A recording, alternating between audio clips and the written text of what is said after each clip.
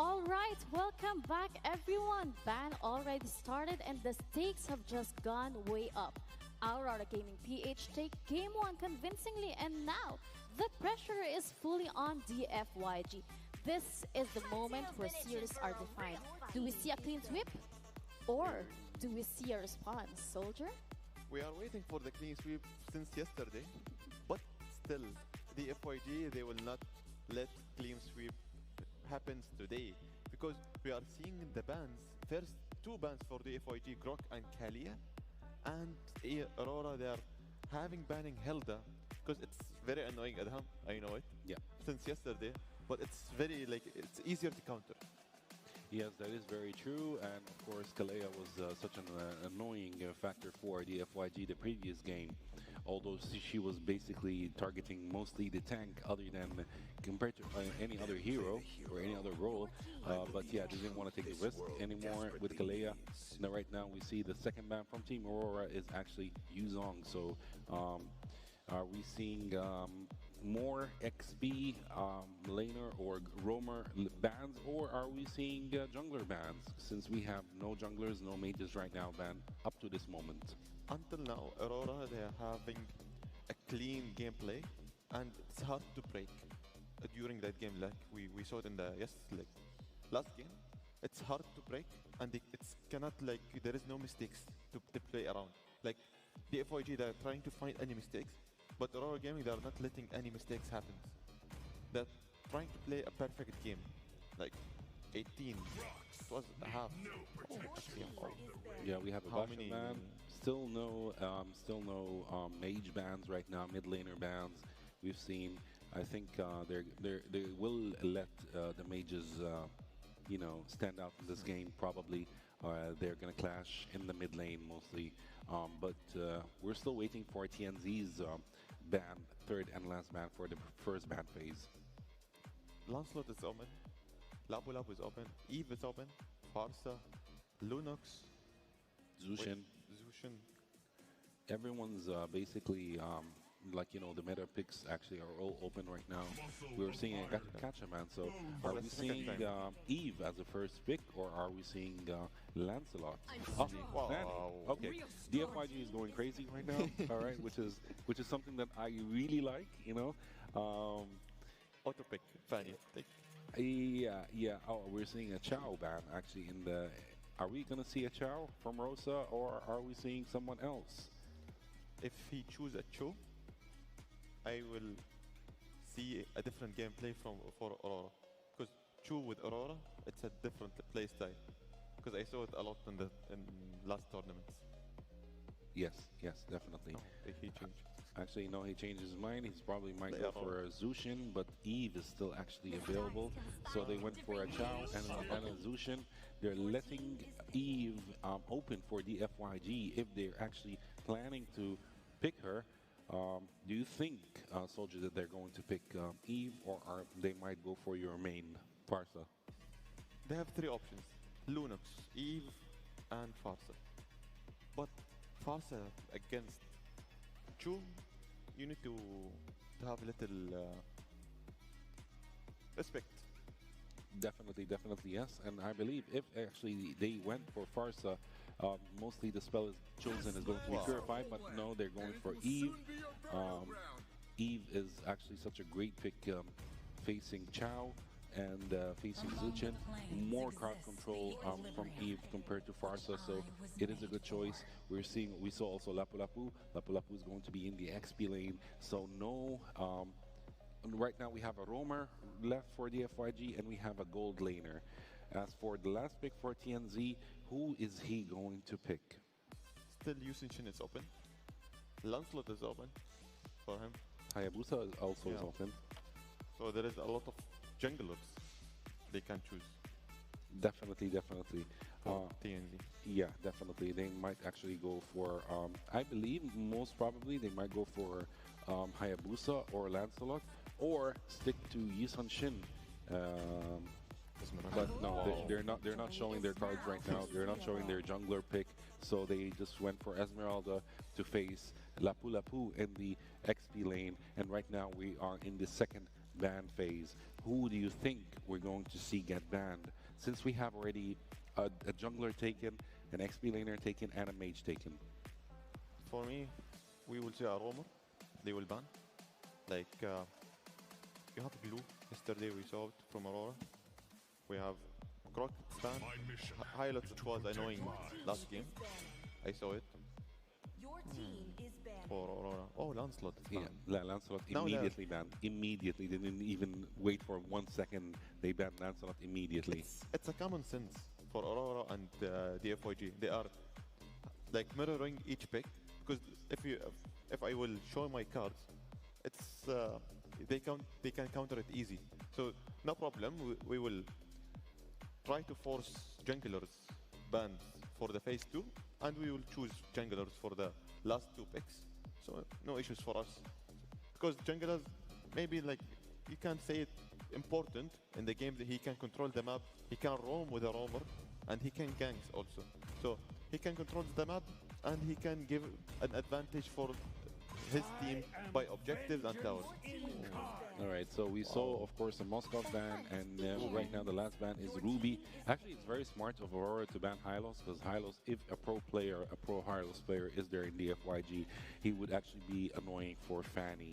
Or annoying for the Aurora pick. So they might actually consider going for Yi Sun-Shin, I believe so. As yesterday, Lancelot for Aurora, and we saw Onek for Fanny. Do you remember Fanny King? Yeah. Now they are trying to, like, Moskov also. We have a lot of mains here, and they are trying to deny it. Oh, yeah, I expected a Hayabusa pick. I expected this was the most logical pick, facing Fanny actually in this game. With the same mobility.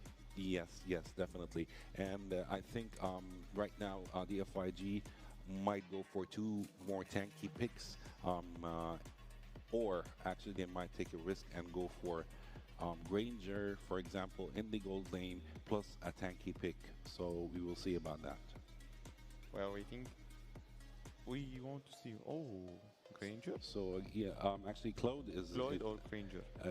I think they might go for Claude or Granger in that case. These 2 picks are actually great. Claude is the better choice, to be honest. He has more mobility and more rotation freedom in the map. And we're seeing Guinevere as well. I think they forgot about Guinevere, that's why they didn't notice that Guinevere is available. So it's a pick. Yeah, it's a surprise pick. It's actually a great pick as well, facing Aurora. For Aurora, now like they have the last pick, and it will continue the puzzle for us. But for Guinevere, for DFYG, this is like little bit matters, because DFYG, they know how to play with Guinevere, and they have Fanny also. So, but Aurora Gaming, they have the same announcer for it. They have Hayabusa, Esmeralda, and Chu, and we have Zushin. For the last pick for Aurora Gaming, he will go for this pick. He might actually go for this pick, or he might go for Harith as well. Harith as well as a gold laner. Actually, Badang is such a great choice. First time we saw it. Yeah, actually, I believe Badang will be facing Claude, and Esmeralda is going to be facing Lapu Lapu. They might prove me wrong in the game itself, but let's see. Great picks, wonderful picks. We're also we might see Guinevere as a roamer as well. So this is going to be interesting for Guinevere, since she has very high mobility. You will go with who in the paper? In paper? Yes. In paper, I would say Aurora, but DFYG has an interesting lineup, to be honest. Very interesting lineup. For DFYG. Same. Yeah. Dark horse. Yeah. Their lineup is very interesting. They're taking a lot of gambles. Aurora is playing it more safe than actually risky. So, but they have great picks as well. So let's see. Wish them all the best. Yeah, I think that's all from our analysts. So one team looking to close it out clean, the other fighting to stay alive. Let's throw it over to our casters to bring you Game 2 between Aurora Gaming PH and DFYG. Casters, take it away. Welcome to Mobile Legends. Thank you so much, panel. Once again, welcome, ladies and gentlemen. It's me, Nisu, joined here with Wolf. We're in Game 2 of this best of 3 right now, currently match point for Aurora Gaming. And for DFYG, they're going to have to make this work and get a win here to extend the series. Otherwise, they will be done here for Games of the Future 2025 in Abu Dhabi. Now, Wolf, I know we were talking about this on our own here while the panel was doing their discussion. This is such an interesting draft that Aurora brought, man. Like, they swerved it. They swerved it at the last second, too. And I think, again, we always talk about flexibility when it comes to the draft. This is a gold lane Cho. That's right. In the hands of Siggy Boom. And they switched it, you know, because we saw that in the earlier. Whoa, he's actually quite low. Okay, this is going to be a tough lane, by the way. That's why I wanted to highlight this, Wolf, because Yeah. a gold lane okay. Cho versus a Claude. Ooh. All right, so that's it's a lot of time that Siggy Boom will not have, and even Super Ken is threatening for this one. Gonna be just a war of attrition between two junglers, and Super Ken wins it. That is the Crammer that he was able to steal, but TNC will have the retribution for the gold crab. So, arguable who got better off the trades. Agu will have to help Siggy Boom up top so that they will not be gapped that badly. Long actually misses on the Arthur Thievery out there, so that's gonna be the end of that clash. But we're talking about the Cho, man. If the Cho is in the roam, it is usually played in the team fights. You can always see it like every single time that there's a team fight. But if you're a gold lane Cho, there is this approach where you can be that split pusher, and then you come in when the fight is already almost done, and then you get a pick off. You look for perhaps the Claude or maybe the Fanny, and in the macro battle, you are the hero that can actually chase the Fanny around because of how easily it is for you to get to the fight. So I think that's a general idea why I pick up the Claude. Now Zed is the Guinevere that is actually being played as the roamer here for DFYG. Yeah, it's really interesting, again, how some of the drafts, you know, you might see some similar heroes, but again, the ones that are flexible, that you can kind of interchange throughout the roles are what teams like to go for, especially in these more of like these high stakes, you know, these high stakes matches where you are facing a match point for specifically for DFYG. And, you know, the Guinevere roam can work. We've seen it work many times. We've seen it in the jungle. We've seen it in the roam. And for this most part, again, this was a first pick priority Fanny for Super Ken. They grabbed it right away. And so even then, you're leaning into that comfort for Super Ken. But it's also risky. It can be risky. It doesn't matter who you are as a Fanny player. You know it's going to be a risk for the team to make it work. And there's a certain type of execution that comes with that. If you fall behind, if you get an advantage throughout the course of this game, then the rest of the team has to do. But I would say for the most part, this is all still very comfort also around the board. E1, once again on the Eve. And then, you know, we've seen Zed play this Guinevere in the roam before Vel as well with the Lapu Lapu, who's a mainstay in the XP lane. So there's a lot of great opportunity here for the FYG to make this work. And the fact that that first turtle basically went uncontested and wasn't fought for is fine because, again, for this whole lineup to work for DFYG, if they can get pickoffs around the Guinevere early on, great. If not, as Lung gets kicked there, if Lung will be online eventually. Ooh, Zed is in trouble. Taking out, that's the first blood. Super Ken has to run away from this one. The Fanny will not be able to get away from Rosa's grasp. And that is going to be 2 kills for the Jushin and 1,000 gold lead for Aurora Gaming. What a start. Big start already. Rosa with the Jushin, probably the most picked if it's open. Maybe aside from the Farsa right now, currently, just in the current meta, but also here the games of the future. And you, such a utility mage, you get an early start with it. You're going to scale up even better than you normally would. But even that nice little dodge there, make sure he doesn't get spatial migration. So he's going to be fine. But again, even using that beacon for the turtle. Oh, Vel? Okay, gets it. Actually forces Kenzie out. No retribution, no problem. Now Super Ken wants round number 2 in the mid lane. Quickly learns that he has to just get out of there as the damage from Aurora is just way too overwhelming for him. Whereas JFYG up top, Long is just sneaking out Siggy Boom and what is Pagu? Siggy Boom might have overstayed his welcome, doesn't purify, and will come in it down. Pagu in trouble, Pagu down, Rosal gets in front of Long this time. We will be taken out as well. TNC, Constellation tries to take out the roamer of DFYG, but Aurora Gaming have challenged this Claude who has been freely farming up top, only to feed him with 2 kills. I gotta say that was like a chess game right there, man. Up top, you see Siggy Boom take a ton of hits just from the auto attacks from Lung. They try to set something up there, but then Zed was there to help Lung, and then it just kind of turned into just a trade, you know. But yeah, you mentioned this. You get a kill on Lung. He needs that for the Claude to go ahead and scale up faster here. You know, and I'm wondering what Boom is actually going to build on this show, just because we don't see the Gold Lane show picked up too often. Like, it's so rare to see it. I know right now he's got the War Axe. I just wonder through the course of this game what kind of build path he's going to go. Is it going to be more defensive? Is it going to be that pure hybrid? We know, you know, hey, there's some risky players they'll go damage, right? But in this case, you don't want to do that, obviously, against the Claude when it's across from you. So for the rest of Aurora Gaming's lineup, it's still relatively even across the board. Nothing too crazy. I'm still surprised. Oh, E1. As soon as you got the Sky Cruiser. Next tons. Now see who's gonna be the trade. Aldo wants to go for a kill up to Zed. Zed hacking a little bit for now, but eventually will fall. He can CNC to even get that kill. Another stack. Another stack for the killing spree. Just as he hits it, gets 2 kills. Oh man, what a dream scenario for TNZ. That doesn't really save them yet. This game, as Super Ken and the gang, they were able to take on the show. Aurora is gonna be able to defend bottom lane, although that's happening. TNZ already working on this turtle. Retribution is available for Super Ken. In fact, he has a level advantage over TNZ, but that means that they will just take it. Seems like that. Super Ken is not even interested in that, especially because 4 members of Aurora Gaming are already positioned around the turtle. Yeah, they had that too. You know, this is going to be actually of concern though for DFYG, that TNZ is getting these stacks pretty easily right now. You know, and Aurora Gaming is actually feeding them to him if they get the opportunity to. Another turret's going to fall, so they work on their first turret. They get that down in the bottom lane for Aurora Gaming after getting that last turtle of the game. Now in this case, like I said, DFYG, they have plenty of grounds to cover. They're not, you know, they're not far behind by any means at all. And as long as, once again, they can contest into the objective, the Lord, once it comes up in about 1:10, they should be there. DHS is now locked in for Lung. He should, does he have 3 items? He can deal with pressure here, though. Let's have the pure fight right now. 3 members of Aurora. It's going to be enough. A little bit too late onto that pure fight. Rosa is going to be the exchange.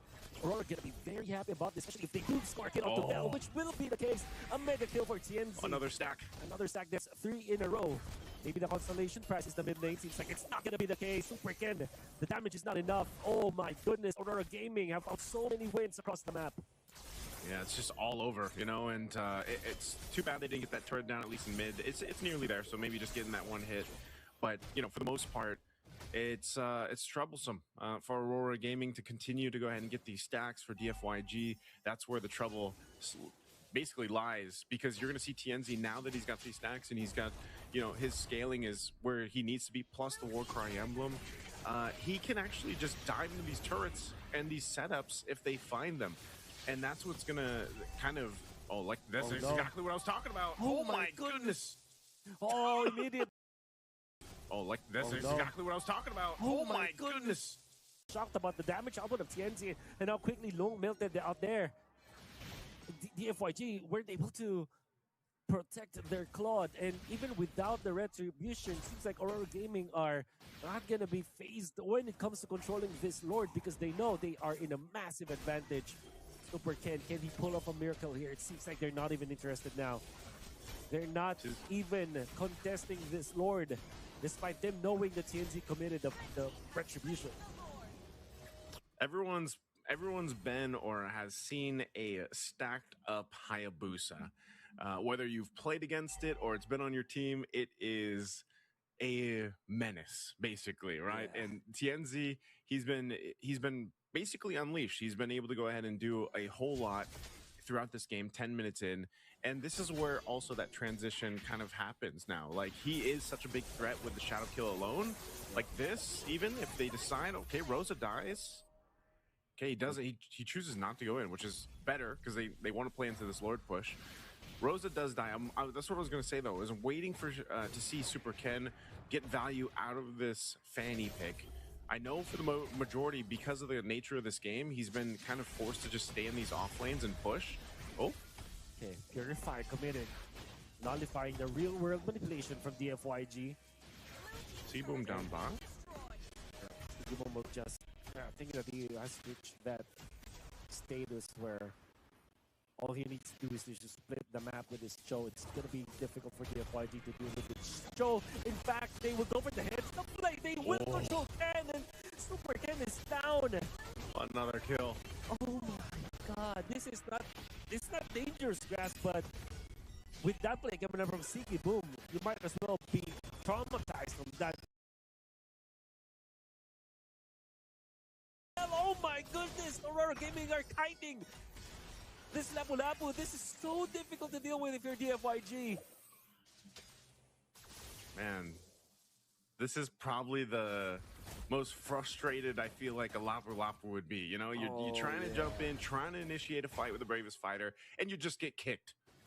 Like, imagine how that feels, how that looks. You're supposed to set things up, right? With that whole combination we see so much with Lapu Lapu, but with Sigiboom on this Cho, he's able to just kind of stop that in his tracks. Whoa!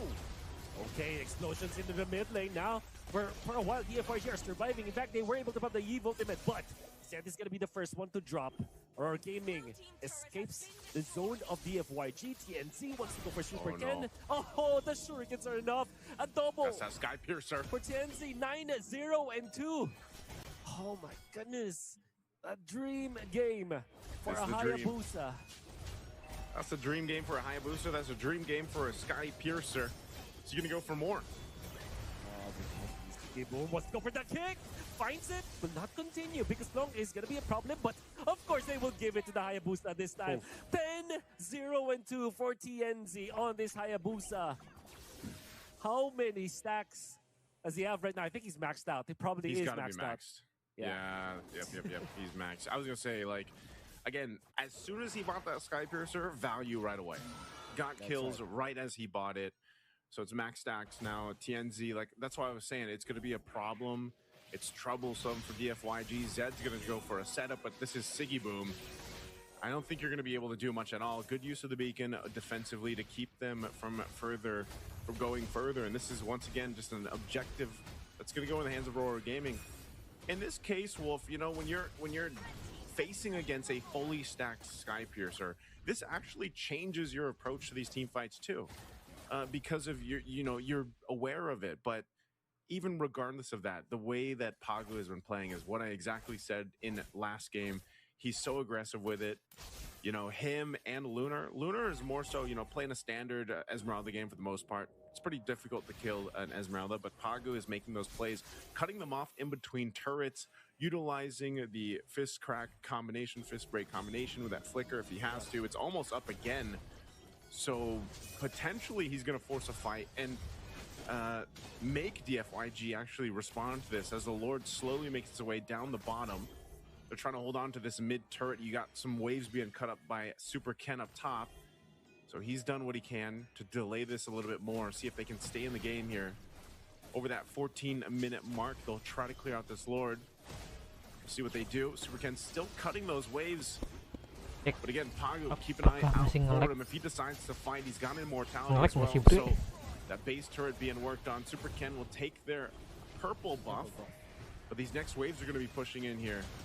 This base turret will go down. Oh, there's the flicker, but the kick is not on the mark. Gonna prompt Aurora Gaming to receive so much damage. A little bit of an oopsie coming out from Sigiboom. But Aurora Gaming, they have still achieved their mission. They are taking out the turret down the bottom lane. Pagu. Lah, comeback nih. Comeback cuy. Aduh, salah predik. Ya Allah, fail. That should be it for DFYG. Terusan lu jago. Kok nggak aku predik ya? Masa nggak aku predik sih dia balik ke sana? Yeah, usually on Gelo. Finally that tier 1 turret goes down, by the way. Super Ken swings on in there, gets that down. They needed that. It's it's such a small thing. Sorry ya kalau tadi nge-lag ya. Tadi habis. Ya elah, fail. Udah 40 detik lagi matinya. Z juga ngapain nih? Lah, kocak. Lah. Ini mah. This has to be one of the best KDAs in game of the future right now. 12-0-2. For sure. TNZ just, again, having the time of his life. And it could have been that way. It could have gone either way for either a Fanny or a Hayabusa. It just so happened that TNZ and the rest of the composition here really allowed him to shine, whereas more Super Ken really had to play the map. He had to go ahead and focus on the side lanes, essentially. But there's been really no fight for the objective. It's every objective, every turtle for the most part, and then the Lords are pretty much just for Aurora Gaming to take. Yeah. Aurora Gaming, I doubt they will give this up. DFYG are not in position. Maybe a steal, but Aurora Gaming getting the Lord very, Susah very sih. quickly. Zed far too late. Might be punished. There's the Ya Allah, ultimate. Now they will take out Zed. Zednya terlalu polos. Boom wants to go for a pickup, but not find it for now. Such a calm take for Aurora Gaming. Zed trying to go for and just some sort of vision, some sort of optics around the Lord, but was quickly punished. And the ultimate coming out from Lunar. And Aurora Gaming are just prepping up for a possible ending push. Can this malefic gun from Long make it for DFYG? We're about to find out. Super Ken trying to go for some clearing out up top. For now, Aurora Gaming are waiting for the Lord. With their lineup, they should be able to defend this, though. I know they're down 7,000 unless it goes Dapat bad tuh. with this team fight. Sigibum getting punished, actually down for the count. The Cho Dia is nggak mau down. buang flicker lagi. Aurora Gaming. Nggak ada All of kepala their tuh. waves up top and in the middle. Dia nggak mau buang The bottom flicker. lane with the Lord is also getting cleared out here. Just that one jump coming up from Sigibum that did not get any Sigibum hit. nahan flicker be enough sampai Super Ken. M7. Gotta be careful with this. All DFYG are on the aggressive now. They want to make a play. And that's going to be enough for Aurora Gaming to just sit down and wait and Yeah. get back out of there. That's what I was saying, Wolf. With the lineup that they have, DFYG, they should be able to survive. Even a couple of these, maybe one more Lord push if they decide to concede that Lord over for the next one. Tapi ada I badang don't think gitu. they would want to, just because essentially, yeah, it's going to be an evolved. But you're seeing it. They're able to go ahead and fight back. They're getting into that form where they're able to. You've got pretty much the items that you need, especially on He is the big damage dealer here alongside E1. E1 even having a little bit of defense there with the Winter Crown now, but Zed picking up an antique Karas, so jumps in. Wah. Violent Requiem out there. Can they take on Rose at least? Seems like that's not going to be the case because setidaknya it's udah from itu sih. Sigibum. Udah purip. Stops Bell and the entirety of Esme. DFYG. Sigibum wants to get a pick off onto the bottom lane. Super Ken. Is this going to be enough damage from the Cho? The stun and the kick will be there. Mahal, Damage mahal. not nearly enough. Mahal. There's a punch from DFYG. The sandwich is Mahal. there. Bell. Lewat bawah. Oh, misses the initial stun. Flicker. They push the bottom lane. Sigibum just pushes them Flicker, back. It comes man. the ultimate, the shadow kill. At this point, Oh, jauh with banget. 4 members tanking it, there's not going to be enough. DFYG live to see another set of minutes here, as Aurora Gaming's attempt onto the bottom lane was not going to be enough. Well, if that's all they had to do, DFYG is just going through the checklist here. They had to make sure that they were able to defend. They did that. Now they're actually in a contest period where they can actually go ahead and contest this Lord. It's an evolved one. ini If they Lord satu somehow momen. secure this, that's going to be massive for them to start knocking down some of the tier 2 turrets. Nice They have banget. isolated one. That's going to be Pagu. Mahal banget tuh. Is going to be Pop. Bell wants to secure this kill, wants to finish the jump, gets the flicker off, and the bravest fighter, yes, he Gila, can. tebal banget. Now it comes Oke, Rosa with satu. the beacon. Bell is going to be traded off because of that. Rosa just handles the rest Wah. of DFYG. It comes to Fanny. What a winter crown, but Kedua. the ultimate is going to lock him down.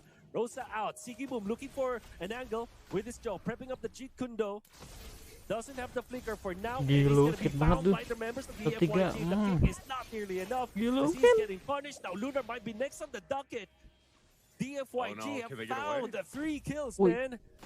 And Buset, can mid Lunar lane-nya. get away from this? Seems like that's not the target anymore for DFYG.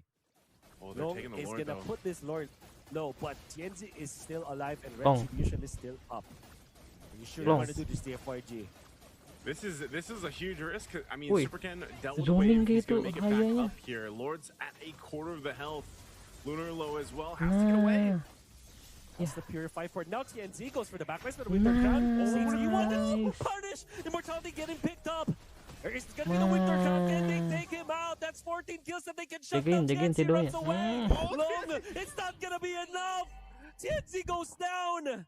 Masih bisa, masih The bisa, masih ada punish, the nafas. shutdown. Oh my goodness. And the Lord on top of it. They did. Halo, halo, siapapun yang menonton. DFYG has taken the lead back in their favor with this Lord. It's an evolved one. Cek The dong, lead nonton dong. that Aurora Gaming has held on Sepi to amat. for literally the entire game is now gone.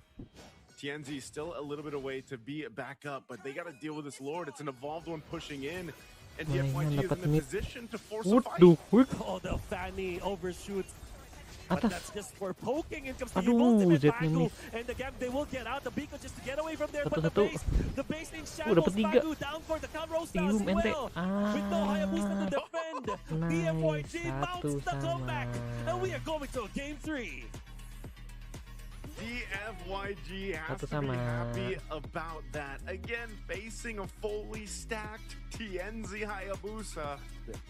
And they stay calm and collected through it all to be able to turn that around. That is about as good as a comeback as you're going to see. Man, oh man, DFYG holding on again. Like I was saying with this lineup, defensively, it's great. And, you know, they were able to go ahead and turn it around off that one defense. Just amazing job. Let's go ahead and throw it over to the panel to break down game 2. All right, what a response. DFYG came out on top in game 2. They have proven themselves once again. And this time Soldier is right. The Dark Horse came up. Soldier. To be honest, the comeback is real. Yes. DFYG, they relaxed. They play it on their mistakes. They know how to play it. Fanny was Mana really text nih? great gameplay from him. To be honest, DFYG surprised us in the second game. That's right. They show that they are not done yet. Yes, that is true. Kudos to DFYG, of course, for this win. When I and Soldier were watching, and he was, sitting and telling me, it's over. I told him, no, it's not. I told him, no, it's not over. They are gaining momentum right now. That's right. And it showed. I thought so too. I thought it was going to be a 2-0. No, Aurora Gaming had to finish the game early and not reach the late game, but they couldn't because DFYG was defending their towers relentlessly in the end because they had 2 inhibitors destroyed, but they still were fighting back, and then they started gaining momentum because it was obvious. The damage output in the late game for DFYG was much higher than Aurora Gaming in the late game. In the late game, it was only TNZ. TNZ was actually the only one getting the kills, or the most one getting the kills from Team Aurora. But that's not enough in the late game. Yes, looking at the statistics, it's a close fight. Yeah, it's very close with the golds, with the towers, with the Lord. But for the Lord, 3 for Aurora, but still they didn't benefit from it. But DFYG, they surprised us. It was a close fight and close games for both. But the comeback from DFYG, they wait for the late game until they will have this their full package of the team. Like I will have my full items, my full focus on the team. I will see where is the mistakes and I will take it. Exactly, that is very true. And actually for Rosa and Siggy Bomb from Team Aurora, they made a lot of mistakes in this game. Especially Rosa in the early game, she was getting targeted a lot with Zushin, was getting targeted a lot, was away from the getting targeted a lot with Zushin, was getting targeted a lot, was away from the team, was a little bit more aggressive than the rest of the team. So DFYG took advantage of that and got a couple of kills on her. In the late game, from mid to the late, Sigimon was actually, with Chao, was becoming a little bit more aggressive, and yeah, they got some kills on him as well, which made Aurora actually at a disadvantage. Yeah, well, Hayabusa, TNZ with Hayabusa cannot do everything on his own. Lunar did a great job actually in this match. He stayed alive for quite a long time. He didn't even die a single time. But as we can see right now, the MVP for the second game is Long from DFYG, who was actually playing with Cloud, with 4 kills, 2 deaths, and 8 assists. To be honest, there is a hidden soldier with DFYG. It is Eve. His damage was real, and he was trying to focus the back lane with his all his hands. Yeah, that is very true. That is very true. I have no words. As you were saying earlier, I was really waiting to finish it, close the series, and then that's it, 2-0. But DFYG, kudos to them. Yeah, they did an amazing job actually coming back from the total dominance from Team Aurora. TNZ was unbelievable. I think in the next match they're going to ban Hayabusa. They're not going to let Hayabusa open because TNZ showed actually. Aurora Gaming had 17 kills the previous match. 14 of them was actually from TNZ himself. So he did 14 kills the previous match only with Hayabusa, which is amazing, you know. So I don't think they're going to keep him open for the next match. But to be honest, when they feed one person and they forget it, they forget about the other team. The other team will be weak. That's why the FYG they took the advantage for this. Like they focus Hayabusa and there is no any damage dealer with Aurora Gaming. Yeah. That's why the FYG like they divided all the loot for his team, and they focused how to take advantage, trying to kill Hayabusa and finish the game. Exactly. And they were actually rooting more for Badang to actually, you know, get the crowd control factor and create the wall so they can actually clash on the team. But the FYG knew that this was their strategy, though, so they were playing a bit, you know, far from each other, so Badang wouldn't actually maximize from his skills. Yes, we will be seeing that in Game 3. You know, this is what we're waiting for, the Game 3 for this series. Okay, all right, that's it from us. Let's go on a short break and let the team get ready for Game 3. Abu Dhabi and UAE at the moment seems to be the epicenter of autonomous robotics and many other activities.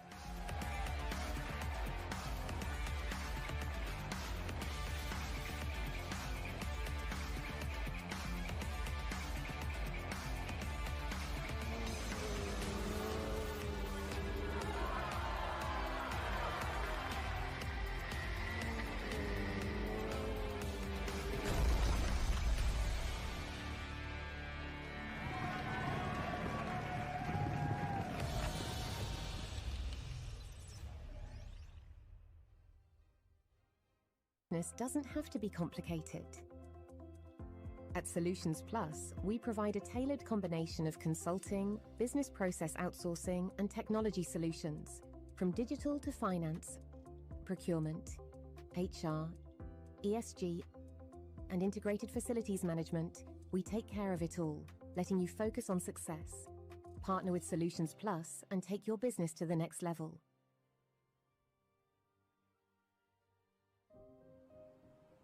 Health is the essence of who we are. M42 is a global health champion harnessing the power of artificial intelligence, technology and genomics to transform healthcare systems and ensure that everyone, everywhere, has access to the care they need. Our dedication to health knows no borders, and we serve with the belief that health is not a privilege. It is a universal right. What if the spaces between us could disappear? And one move makes all the difference. Sometimes it feels like bonds growing stronger across any distance. When the spaces between us disappear, beautiful things happen. Looking for car, health or home insurance? Don't waste hours calling around. At insurancemarket.ae, I bring you quotes from the UAE's top insurers in seconds. Compare, choose and buy instantly, all in one place. Over 200,000 policyholders already trust us with a 4.8-star rating. Join them today. Insurancemarket.ae, where insurance gets smarter. Insurancemarket.ae. Energy is life. And today, life is happening in two worlds, physical and digital. In Abu Dhabi, where source energy powers innovation, a new kind of energy rises. An energy that unites worlds through intention and action. Where physical skills meet digital mastery, and next generation of champions are born. This is where talent meets technology. Where strength meets strategy. Where energy amplifies through action and powers the future. The games of the future, powered by ADNOC.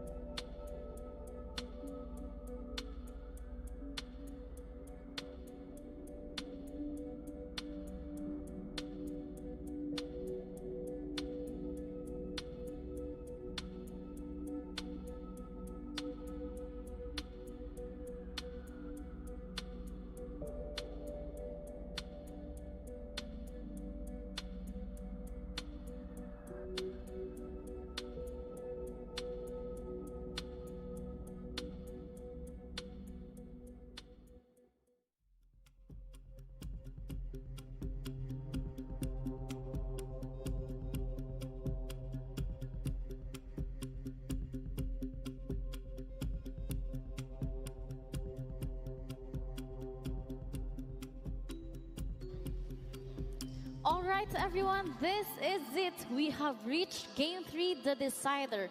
One final draft, one final game, one ticket to the grand finals. Aurora Gaming PH versus DFYG. You know what? Everything we've seen so far leads to this moment. But what's at stake here now? There's no tomorrow after this, no backup plan, no second chance. So the winner of this game secures a spot in the grand finals. Soldier and Groot, can we start reading please the banning? Now one step closer to the grand finals. That's we right. need to see Aurora Gaming in the same stress level of the FYG. Now it's 1-1 and we are seeing in the game 1, game 2. Wow, wow, wow. Fanny and Gato Gat. To be honest, targeting ban, and game 3 it's gonna be hell of fun and hell of stress for both teams. Definitely, definitely, yes. It's going to be very stressful for both teams. They've got 900K on the stakes right now, so yeah, they no more mistakes, no more mistakes. Actually, on the other hand, I really hope Blue shows up in this game. You know, Yes, Blue was give so us a much good laugh here. Yeah, yeah. Glue is such a great hero, to be honest. We enjoyed our time. Pagu, please pick Glue. For the third game, I don't think so. There is room for mistakes. To be honest, Glue is not a mistake, man. Come on. but there is other options. It's better. Yeah, definitely. But definitely. Patrick, no problem. Patrick, yeah. If they have Patrick on all skins, that would be good. On all heroes, that would be great, actually. So we have Lancelot as the second man from the FYG. So we have Fanny and Lancelot right now. And we have Gacha and Hilda for Team Aurora. We're waiting for TNZ to ban the last hero in the first ban phase. Who is it going to be? Are they going to go for one more XP laner, or are they going for a mage? I think they will go for one XP laner. Why? They need to focus, because last game, their weak point wasn't the XP lane. Zushin was quite annoying, actually, the previous game, yeah. But still, Eve was more better, DFYG.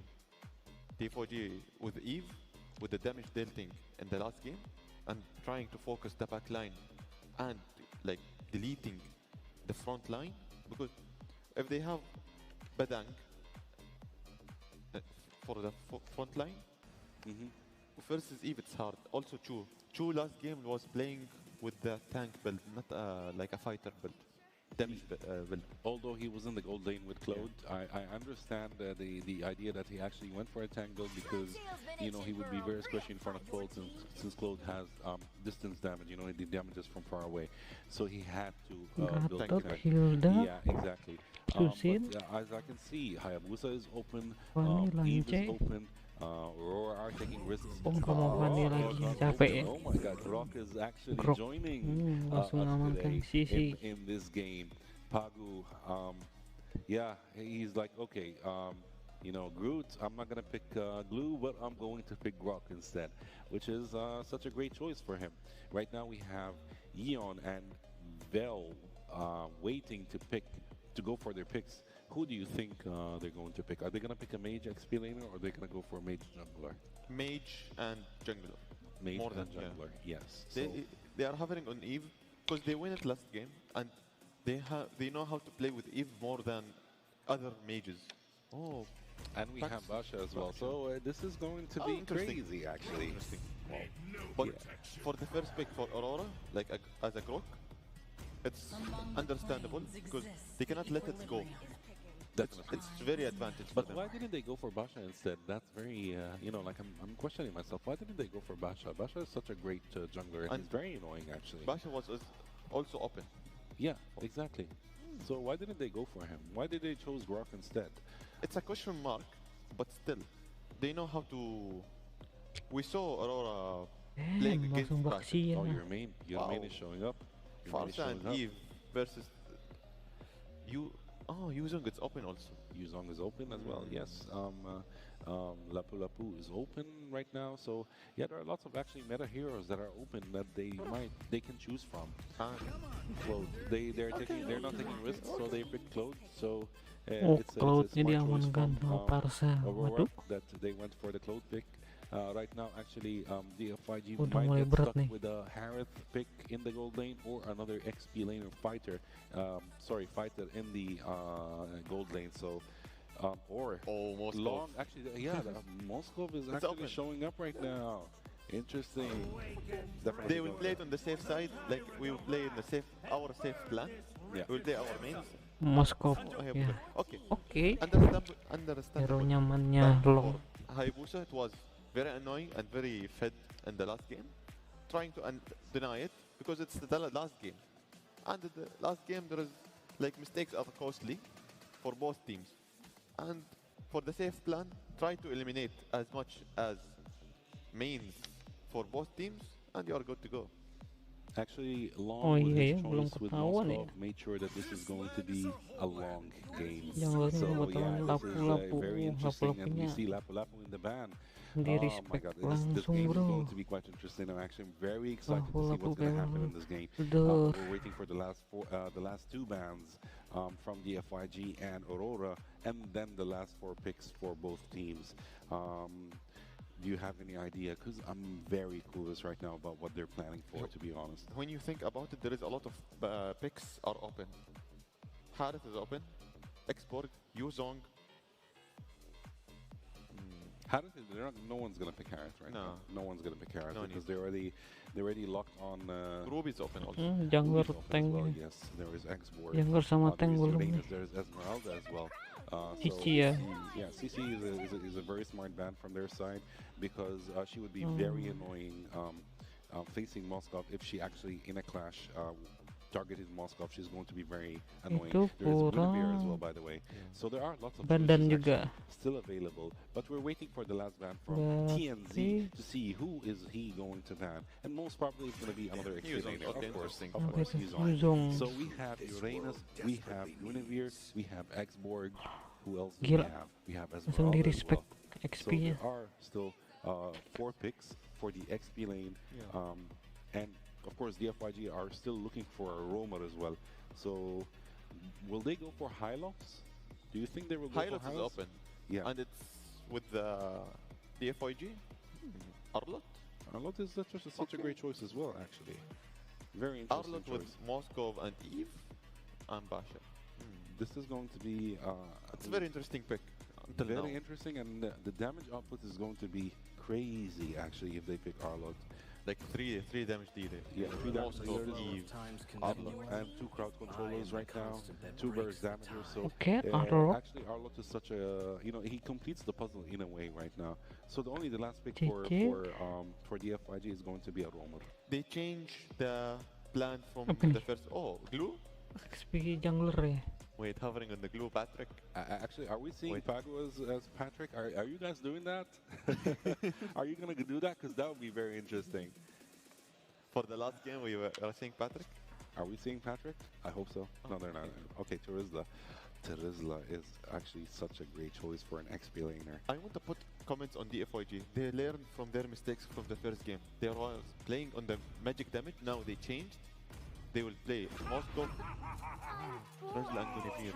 They will play Moscow Yo. and Eve. They are know how to divide the damage, and they know how to, like, we will focus and we banget need to win ceweknya, this game. bro. There is no room for mistakes. The mistakes will count Harusnya kena because stun one step bisa. closer for the Kena grand stun final. grok. For the last pick Kena for the lompat FYG, itu Guinevere. Kena Guinevere palu. and Anjir Terizla, lah. Floyd, Farsa, and Grok. To be honest, Terizla was unpredictable. We have What do you think? Uranus and Esmeralda as the last picks, unless they have something else to say. Will they go for actually high loss?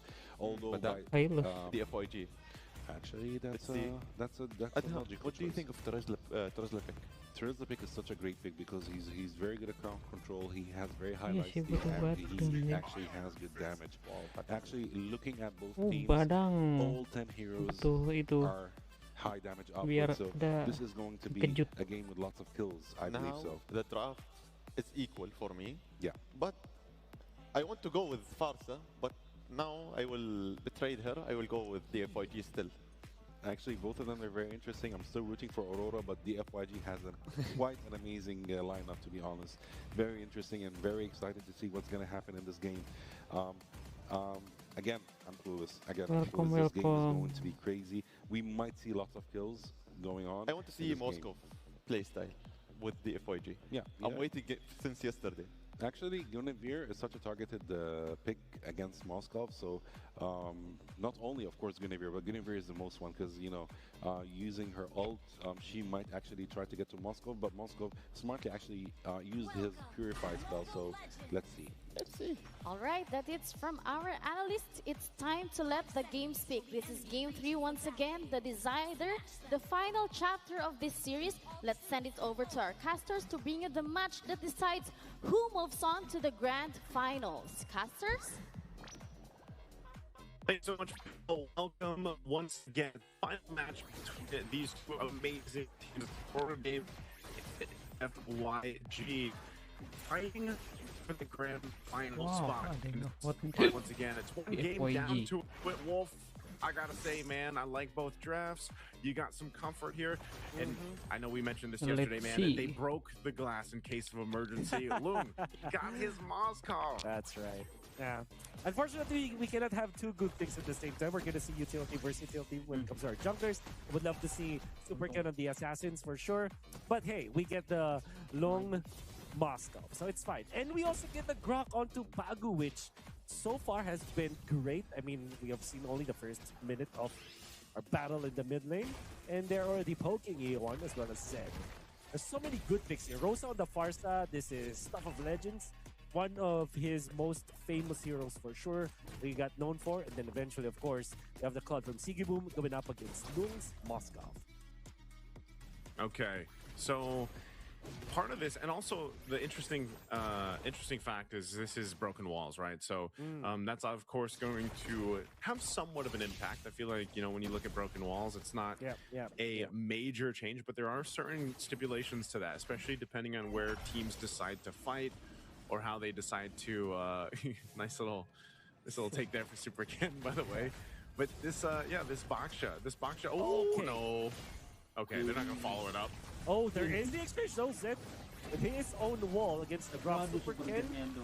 Tanky enough for this. Yes, he will survive, but had to pop the ultimate, which is not the best, but he did take away some of the farm from TNZ. You know what the effect of that was? TNZ was at level 4. That's why Aurora Gaming decided to at least poke the FYG, maybe stop Super Ken, get into position into this turtle, as not having the level 4 on that Violent Reclaim is bad. However, Yi1 does not have his own level 4. So this is something that Aurora can actually punish. TNZ is already looking for an angle in the mid lane. Will not catch anyone. Vel jumping in. Level 5 for Super Ken on this Baksha, which kind of prompts Aurora Gaming to not contest so hardly, but it goes the tech charge onto the backline. Follow with the Minor Requiem. 2 members down just like that. For Aurora Gaming, and now it's Sigiboom going in for Yi1 down. Another double kill for Sigiboom to start the game. And my goodness, 1,700 gold for Aurora Gaming. That's about the best setup you're going to see from this kind of composition. I mean, a tech charge with that flicker, the penalty zone into the spatial migration Requiem. That is so difficult to deal with. I mean, what do you do in your case if you're DFYG and you get set up like that, you know? And that's... Hey, that's why the Grok was picked up first pick blue side. You always see this when the Groks are locked in by, again, these type of roamers. You have to give it up for Pagu. He is such a big part of why Aurora Gaming is doing so well in all their matches, right? That kind of setup, that kind of is very reminiscent of what we've seen from Light, right? From the other Aurora Gaming Philippines. And it's the same thing. Essentially, they follow through off of their roam just like they should, and they're able to layer their ultimates so well. And so when you're trying to do that, again, you don't have any scaling here just yet either with this lineup from DFYG. You need that time to go ahead and get that going. But if you're forced in that situation and you can't even survive through it, it's just an automatic death, you know, with that kind of setup potential. Yeah, it seems like DFYG did not expect Pagu to have level 4 during that moment. Because usually during the turtle fight, he don't necessarily have the tension, especially the first turtle. But kind of felt like the FYG kind of hedged their bets in there. They know that they might have overstayed their welcome. Up, and fence dash coming out from Zed. Sige Boom's not gonna bite. They get out there, blazing, do it just to clear it out. Zed popping the ult to get some tankiness. Pagu. Is Pagu gonna go? Okay. Not worth it. He gets out. Not worth it. I mean, he was thinking about it, but yeah, they saw the rest of DFYG rotate up, and you know that's what that 2-kill lead will do for Sigiboom on this Claude. Again, you need time to build up on the Claude, but you get an early kill, it doesn't matter as much. You're already in pretty decent fighting form, at least when it comes to the lane, that you can actually bully the Moskov a little bit here. Now that this turtle's coming up, Aurora's going to have control of trying to set up around this objective. But DFYG doesn't really care. There's a final flash. There's the passers into the real world manipulation. The tech charge onto just one. Super Ken is still tanky, but the kill onto Rosa. Super Ken being taken out. Yenzi claims the turtle. A kill and a turtle for Aurora Gaming in exchange for Rosa's life. They're going to be traded. Not going to be the case for now. They will not have enough control for this Arlet with a lot of dashes. Still a win for Aurora Gaming in turtle number 2. Yeah, they get the objective. It is a trade in the kills, but again, not the target you want to go down. You know, it is Super Ken on the Baksha, but he doesn't want to fall further behind if that's the case. Now he's doing okay because again, you can rotate quite quickly, farm out the way you need to, especially when you're considering you're up against Guinevere. But again, Tienzi's just so aggressive on this. Longnya. It's quite low. The revenge strike. Oh, revenge strike is gonna kill him. And Zed as well bites the dust. DFYG. They attempted to go for a cheeky play in the mid lane, bringing in their Moskov to farm, but Lunar is prepared for that. They didn't even have to pop the flicker for that kill. That's a lot of value that Aurora Gaming has gotten in the mid lane. Now they can even pressure the mid lane. Super Ken pops the ultimate just to prep for some wave clear out here. Also pops the ultimate. There's the mahal. Wow. There's Charge again up to 2. Aurora Gaming are just destroying the FYG. Pagu didn't even have to be cheeky with that. That is such a straight up head-on collision that the FYG have lost. That's what I'm saying, man. There's an exact reason why when teams decide to go in first pick Grok, you'll see why. Again, one of the best picked roamers right now in the current meta. Just so valuable, despite what happened in the patch here too. And it's just, you know, even with the Brave Smite, like he's able to go ahead and get a little bit of health left, you know, or get a little bit of health back when he uses his abilities. And Pagu, once again, DFYG is going to have an answer for this at some point. And, you know, what is the answer to being set up in multiple ways against this composition? Well, it's you would say, oh, it's just positioning. But the problem is, with positioning, how sometimes you can't prepare for it because Pagu on this Grok can just appear basically anywhere, and he's got a couple choices. It doesn't always have to be the tech charge, right? Like sometimes it can just be the rampart to mess things up. Sometimes it can just be the swing, and sometimes it's that auto attack passive that he has too. So like, there's so many things that Grok can do that. I mean, you know, like that's why I said the rampart alone is enough to just mess things up for a team. Udah jadi winter tuh deh. TNC kalau nggak salah nih. You gotta stop talking nice because they might nerf. Moonson might hear you. They might nerf this Grok. The one that see that, but it comes the real world manipulation that is taken out. Super Ken. It's gonna be under 5 members of Aurora. Miraculously survives all of the damage from Aurora Gaming. But the damage has been done. Tapi nggak tahu sih, gacha kayaknya. FYG. They're gonna defend the mid lane though. No one will actually get out there. Aurora Gaming kind of felt like, okay, we don't need to risk anything. Jadi kayaknya udah keluar semua resource-nya deh. Tell his teammates not best with us. That's what they're doing right now. You know, the fact that, yeah, I mean, it's pretty impressive Super Ken didn't die there, but it's like, you know, he is a Baksha. He's got the Tortoise Puissance. And, you know, they need to rely on Lung and Yi1 in an essence to scale up. Do they actually force a fight here? They still hold on to the tier 1. I don't think they want to. That's the thing. DFYG doesn't want to fight. It's more so of just kind of holding on at this point. You're 30 seconds away from the Lord. You know that you've had some time now for Long to farm up. He even got that tier 1 turret up top. So they might finally get it for Aurora up here as Sigibum knocks it down. And, you know, that's the thing. If anyone was like, I want to see this Moskov from Lung because they've heard about it, well, this is one of the games where he's got to go ahead and lock in and turn things around once again. You know, as you see him on your screen here, Lung's done this many times. Yeah. So you, even though you see a 6,000 gold lead for Aurora Gaming's, you can't completely count out DFYG just yet. They have been able to go ahead and turn things around. The comebacks before Vel. Wanna go for Vel this time, Vel will be taken out. Easily coming up for Aurora Gaming. They had to commit the tech charge now by the record for Yi1. Down as well, Supercat cannot help his teammates. Zen will have to flicker and ult. A triple kill already, make that a 4. Make that 4 for Aurora Gaming. And that looked to be a very casual take onto the mid lane. The DFYG have lost ground. Now the Lord now being taken by Aurora Gaming. All right, I was saying, you know, that it's gonna have to play into Lung, but unfortunately, man, if your team essentially gets wiped out in the mid, GG. No way! No way! No way! Gila. I take it back. Take it back. What I was saying earlier. No. Just Nice prediction. I was really waiting for it, and the camera angle was kind of difficult for us to see. But there was a split second where my visions kind of slowed down and I saw that spear. And I was like, there's no way, right? And yeah, TNZ. Still, the FYG. That's definitely a W, mini W for them, but there's still a lot of impossible juga sebenarnya. You know? We've seen this twice, Wolf. Now with a Moskov taking the Lord when the jungler. The same guy. You know, it's, I mean.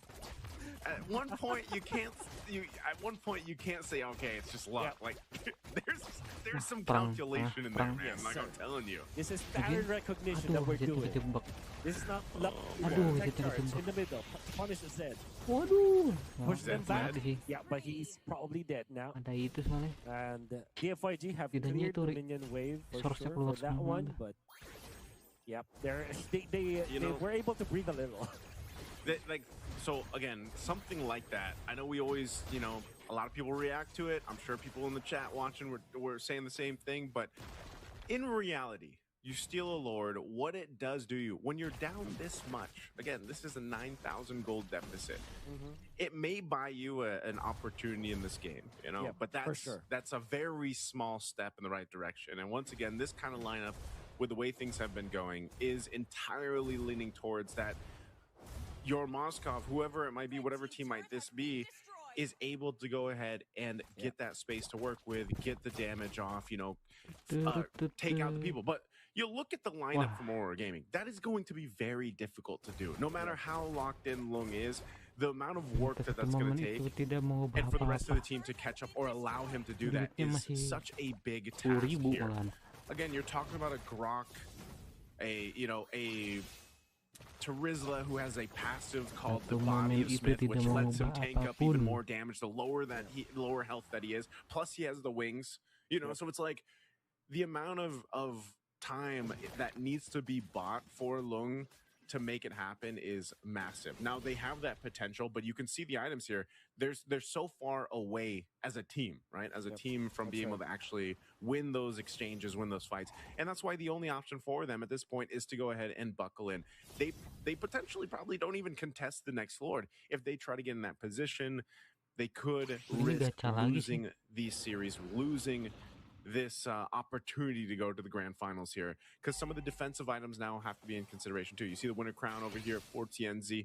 Wind of Nature just got picked up here for Sigiboom. So, you know, those things are going to be troublesome. Plus, if Lung gets in that range, you see the Chastised Pauldrons there too. That's right. For Pagu. So that's really difficult to make that work. This spear, not going to land that one. Yep. Aurora Gaming. They don't know that Super Ken is actually in here. They want to go for it. That is the sacrifice. Oh, can he steal this? Can he steal this? Nah. No drive-by for you, and Super Ken definitely going to be punished. The FYG sacrificed 2 of their heroes, and they will not get anything out of that. This is how dire the situation is for DFYG. Now the defense, they love you. That's Yi1. And no tech charge for now, because they have committed that against Zed. And Aurora Gaming Masih bisa nahan sih harusnya. Tapi jauh banget 17.100, 10.000, 11.000. Clearing that minion wave in the middle. And fortunately for DFYG, Superkin and Zed will respawn in time for this defense. It's gonna be tricky. Pagu has the flicker, has the tech charge now. Lunar as well. Battle spells and ultimates available for Aurora Gaming. Pagu with the wall. Eve very early with the ultimate. Lunar wants to answer this Eve. They would not be able to take him out for now. Lunar's actually in trouble because Lunar's still alive. He survives just enough with a sliver of HP. The of Smith working wonders. My goodness, somebody blocked that spear. And he survives. Lunar is alive. Bell isn't though. There's the tech charge catching through with a combo of that wall. And now they have taken out 2 members of DFYG. Aurora Gaming, they can feel it. They're now jumping in. Long in trouble. The base in shambles. Super Ken trying his best to defend, but it's not going to be enough. Aurora Gaming goes to the grand finals. Aurora Gaming, 3 games, make it happen in a dominant fashion for Game 3. After losing that lure there to that spear, they readjust and make it happen. Going to the grand finals here. Phenomenal series. Great one to have 3 games. Again, you know, when you get to the semifinal, Wolf, and you've only got 3 games, you know, you have to play your best and you hope to get the full series. You got to give it up for DFYG here. Once again, the improvement that they have made time and time again. This is a region, once again, this is a region that is catching up, and they definitely have a bright future ahead of them. Let's go over to the stage for our interview. Winning team, Aurora Gaming!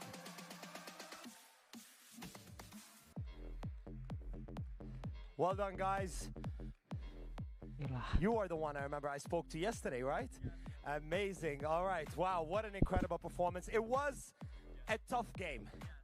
It was a very tough game, I must say, but it was very enjoyable to watch, right? Everybody enjoyed it. It was nerve-wracking, right?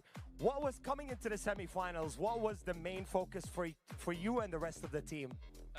We worked very hard to fix our mistakes. We also analyzed our opponents.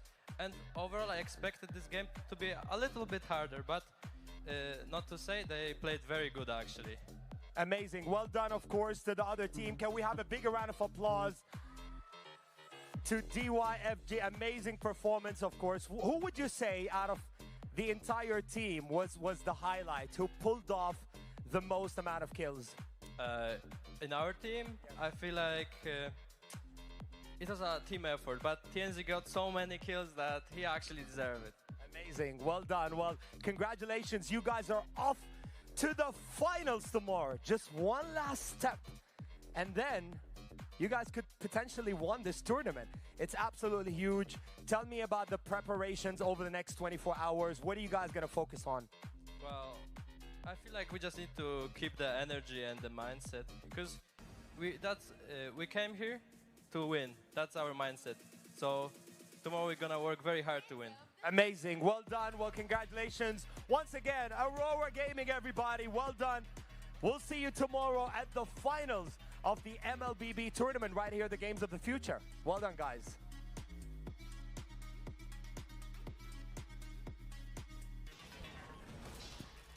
All right, take it all in after a full 3-game battle. 2-1, Aurora Gaming PH secured the win and booked their place in the grand finals. What a series, what a turnaround, and what a statement made when it mattered the most. Aurora Gaming showed us exactly why they belong on the biggest stage. Soldier? To be honest, the first team who secured the place in the grand finals are Aurora Gaming, and they surprised us in the last game. It was like a one-sided game, but I will give a chance for DFYG that the team, they are not accepting the lose easily. They showed us in the last second game that we are strong and we can compete with the S-tier team, but still, as a new team, bravo. I like the play style. Still, there is a lot to face in the tournament scene, in the stage scene, and see you in the other tournaments. And I still cheer for DFYG. Still. Yes, I absolutely have high respect to DFYG because they pushed Aurora to the limit. they were able to take game 2 and they proved that they could adapt. Root? Yeah, definitely, definitely. And especially what I liked the most was the Lord Steel from Long with Moskov. He has done it again yesterday. He has done it with a Churchill, all right? And today he's done it with a Lord. He stole a Lord from Team Aurora. That was quite amazing. But unfortunately, that Lord Steel wasn't enough for them to have a comeback or to get back into the game, because Aurora just kept on pushing. They kept on destroying towers until they reached the inhibitors, destroyed them as well, and destroyed the base. So kudos for Aurora Gaming. Complete dominance from their side. Hard luck to the FYG. You played amazing. You guys are so much fun to watch, and hopefully we will see you in future tournaments. Let's look at the numbers, because this one, it's very clean for me. Very much clean, Soldier. To be honest, Aurora Gaming dominates at 21. Goal difference more than 12k or 13k. Like towers 8 for 2, Lord 1 for 1, and there was a Lord Steel. The Lord Steel was like, for a reason, like I will let the game goes little bit until I will go for the comeback. And the Turtle 3 for 0, and they are taking the benefits from the Turtles.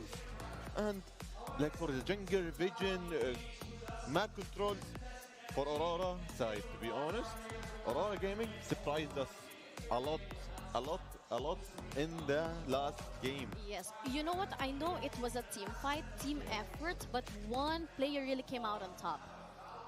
For the for the Aurora, players, yes. it was a team built gameplay, but for Long, I wish like the FYG, I want to give him an MVP for like he's a losing team, but still Aurora, they compete and they destroyed. And to be honest, for the Cloyd, I want to give him TNZ for the second time. I want to give Cloyd, to be honest. Yeah, TNZ for the second time. Actually, he's the MVP with 5 kills, 0 deaths, and 14 assists with Guinevere. He had like a world-class performance with Guinevere. Played amazingly, and so he deserves the MVP for this match. Yeah, once again, I would like to congratulate Aurora Gaming for that very much good game, and the FYG for sure for giving us a very good semi-finals. They didn't make it easy for Aurora Gaming. I'm waiting for the finals, Alisa, to be Aurora Gaming versus Aurora Gaming Philippines.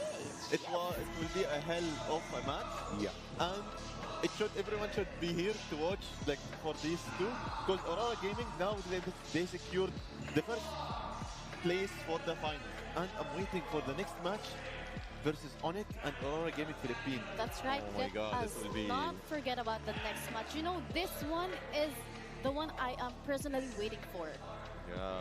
Aurora Gaming PH versus Onyx Indonesia. As I have been saying earlier, Aurora Gaming, by default, I will vote for them.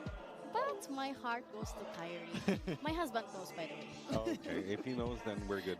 Then we're good. Actually, I hope the best for both teams. I love Onyx a lot, but I'm rooting also for Aurora Gaming PH.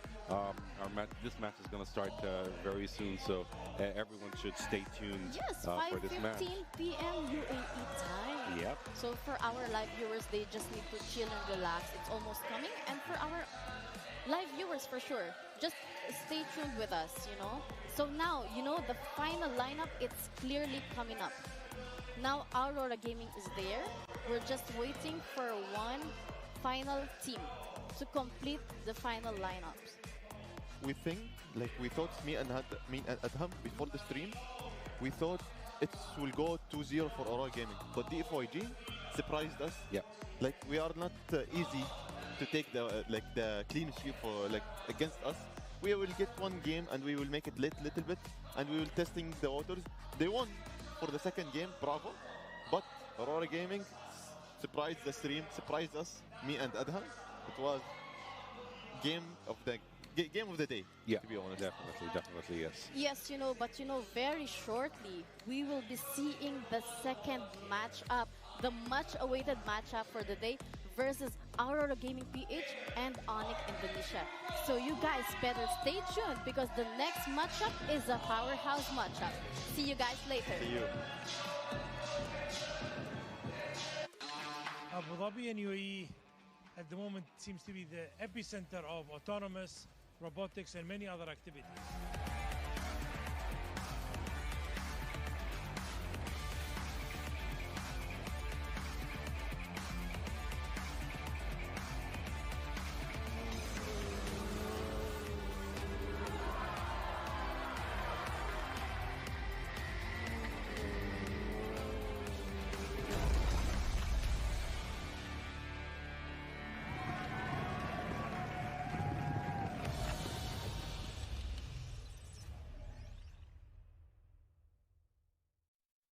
This doesn't have to be complicated.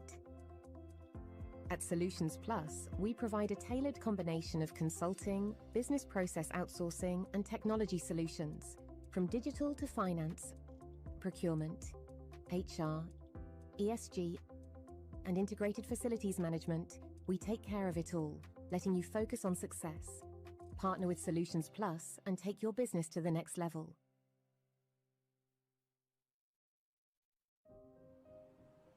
Health is the essence of who we are.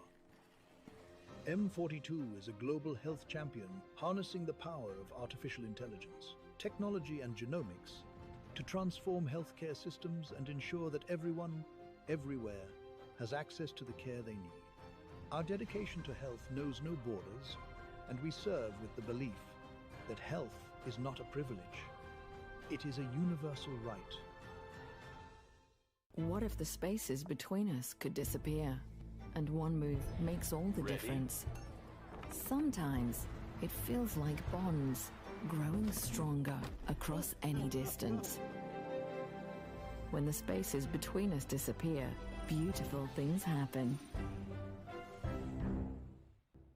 Looking for car, health or home insurance? Don't waste hours calling around. At InsuranceMarket.ae, I bring you quotes from the UAE's top insurers in seconds. Compare, choose and buy instantly, all in one place. Over 200,000 policyholders already trust us with a 4.8-star rating. Join them today. InsuranceMarket.ae, where insurance gets smarter. InsuranceMarket.ae. Energy is life. And today, life is happening in two worlds, physical and digital. In Abu Dhabi, where source energy powers innovation, a new kind of energy rises. An energy that unites worlds through intention and action. Where physical skills meet digital mastery, and next generation of champions are born. This is where talent meets technology. Where strength meets strategy. Where energy amplifies through action and powers the future. The games of the future, powered by ADNOC.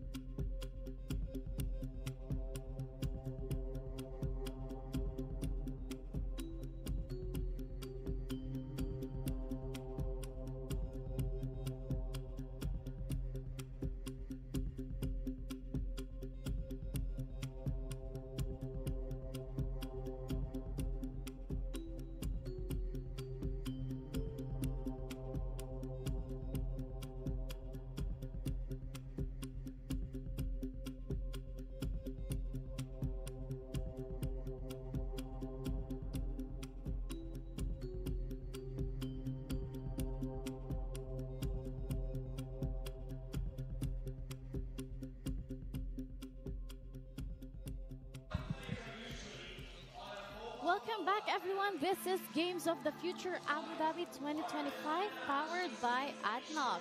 And now, this is it, guys. Match 2 of the day.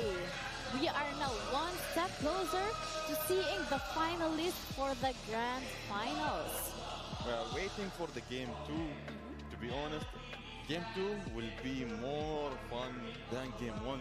Game 1 finished 2-1, and game 2, it's gonna be too long, Adham and Elisa, and it's gonna be also a lot of strategies, a new one with Onyx and Aurora Gaming Philippines, and a new game style from both of them. Because I'm waiting for Aurora Gaming Philippines against Onyx.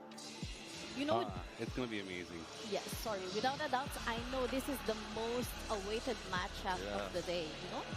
The vibe here in the Hall 9, it's very, very, very much giving. And I know our online viewers as well is giving us the best time in the comment section. Yeah, definitely, definitely. Actually, I consider this as an early final match since both of the teams are world-class teams. They have got champions, like they were champions in different tournaments. So it's not going to be an easy game for any of them. I believe they've done their homework, both of them, mostly more than others. It is going to be such an interesting match. And as Soldier said, it is not going to be a short game, actually. It's going to be a very long game. It's going to be hard. Yeah, it's going to be hard for both. And they will try their best not to make any mistakes, because mistakes are very important and counted for each of the teams, of course. And for both teams, in the past, there was between them clash. Yep. There's a lot of clashes between them, and now we will see a live stream clash on stage. Yes, you know, in the MLBB history, there is no bigger rivalry than this. Philippines versus Indonesia. Talking about. And you know what, Soldier and Group, I have a little trivia for you. Do you know that Kyrie from Onyx and Edward from Aurora Gaming PH, they used to go way back? Yeah. Yes, they were actually schoolmates. Wow. They were playing for the same amateur teams back when they were not famous, just the amateur teams. And now, it's so exciting that they are now on the opposing side. Wow. Yes. To be honest, last night with both games, Aurora Gaming Philippines and Onyx, for Aurora Gaming Philippines, it was very nice. Because their gaming style, they are used to it during the major tournaments, but Onyx versus Falcon, it was a little bit different. Because Onyx, they shows us like it's easy to win against us, but it's hard to win because we can win it one-sided and we can win it clean sweep also. Yes, there is very true, but the ultimate challenge right now, I believe, is mostly for Onyx than actually Aurora Gaming PH. Because from what I told you before, I am actually rooting for Aurora Gaming Philippines, and I know Aurora Gaming Philippines, they actually have what it takes to actually win this tournament. Onyx is not an easy, of course, team. These guys have been playing since, for years, and they participate in lots of championships. They played with for lots of teams. So Onyx to grab all these talents and put them in one team, it took them a while, and it took them a lot of effort. So it is Onyx, of course, is such a wonderful team. They're pros. I learned from them a lot, but Aurora Gaming Philippines, I think they would actually win this one. You know, since you are saying that, I think Soldier is right that we're gonna able to see Aurora versus Aurora Gaming PH. I'm waiting for this moment since yesterday, because once I saw the bracket, and I saw Aurora Gaming in the up and Aurora Gaming Philippines in the down, maybe they will meet in the grand finals. Yeah. That's the moment that everyone will be silent and waiting who will get the crown. Yeah, definitely. But you know, it's interesting because when we match like this, some fans, they are like fighting each other. Not fighting, but like rooting for someone. And they're like, no, it's gonna be this one. No, it's gonna be friendly this one. Fighting. Yes, like friendly one.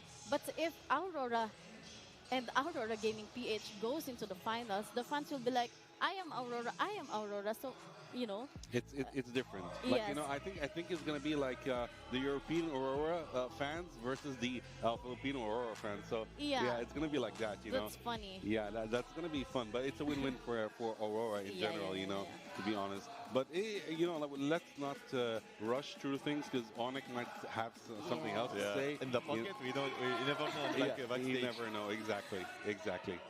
Yes, for sure. Okay, I think energy is high and players are ready. So I think let's throw it to the stage for the countdown for the next matchup.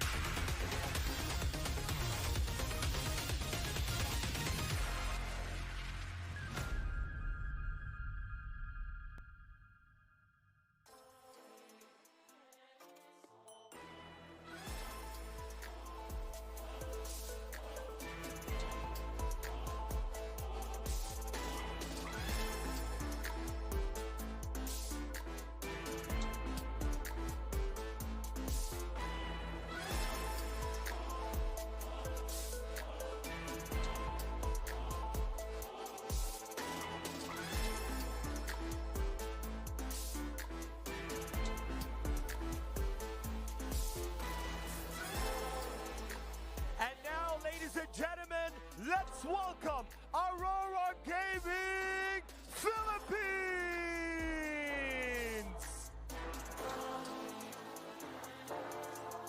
Here we go, boys. The stage is all yours now. You may head to your seats. Good luck.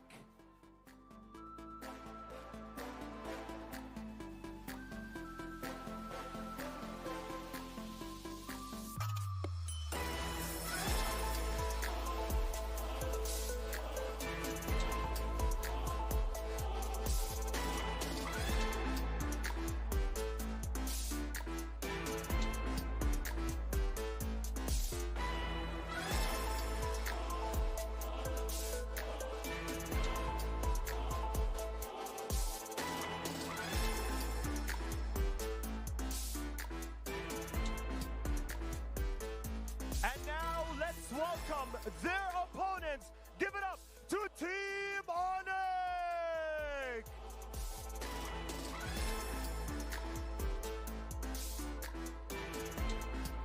Here we go, guys. This is your moment. MLBB semifinals. You may head to the stage right now. Good luck.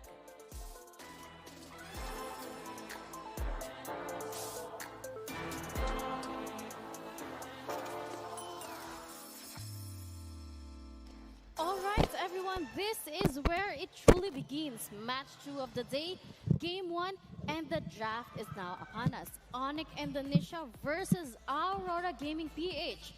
Philippines versus Indonesia. Structure versus aggression. Discipline versus explosiveness. So this is not a draft. This is the opening statement of the series. Once again, as we said earlier, this is like a grand finals that is happening a little too early. To be honest, Onyx and Aurora Gaming Philippines, they're planning, and I'm waiting who's gonna take the second place on the grand finals. For me, yesterday, once I saw Aurora Gaming Philippines and Onyx in the same bracket from down, that's the thing I'm waiting for today, and I want to see the game today because both teams are S-class teams, and in the major tournaments it was a clash between them and rivals. And brackets beginning, and the ban and picks, I'm expecting meta and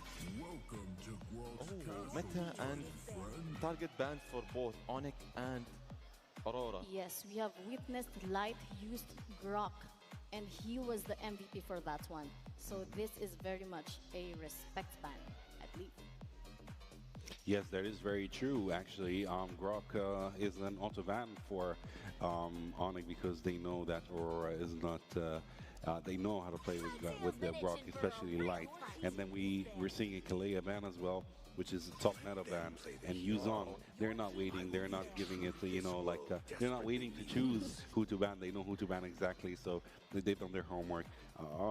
I believe the first 3 bans, or the first 6 bans in the first ban phase, are going to be quick and mostly going to be meta bans than respect bans, So yeah, we've seen a respect ban right now, but I don't think it will continue like that. But we still have very, top meta actually picks like Fanny, like Basha. Basha is still open. We have Lapu-Lapu, we have Kacha.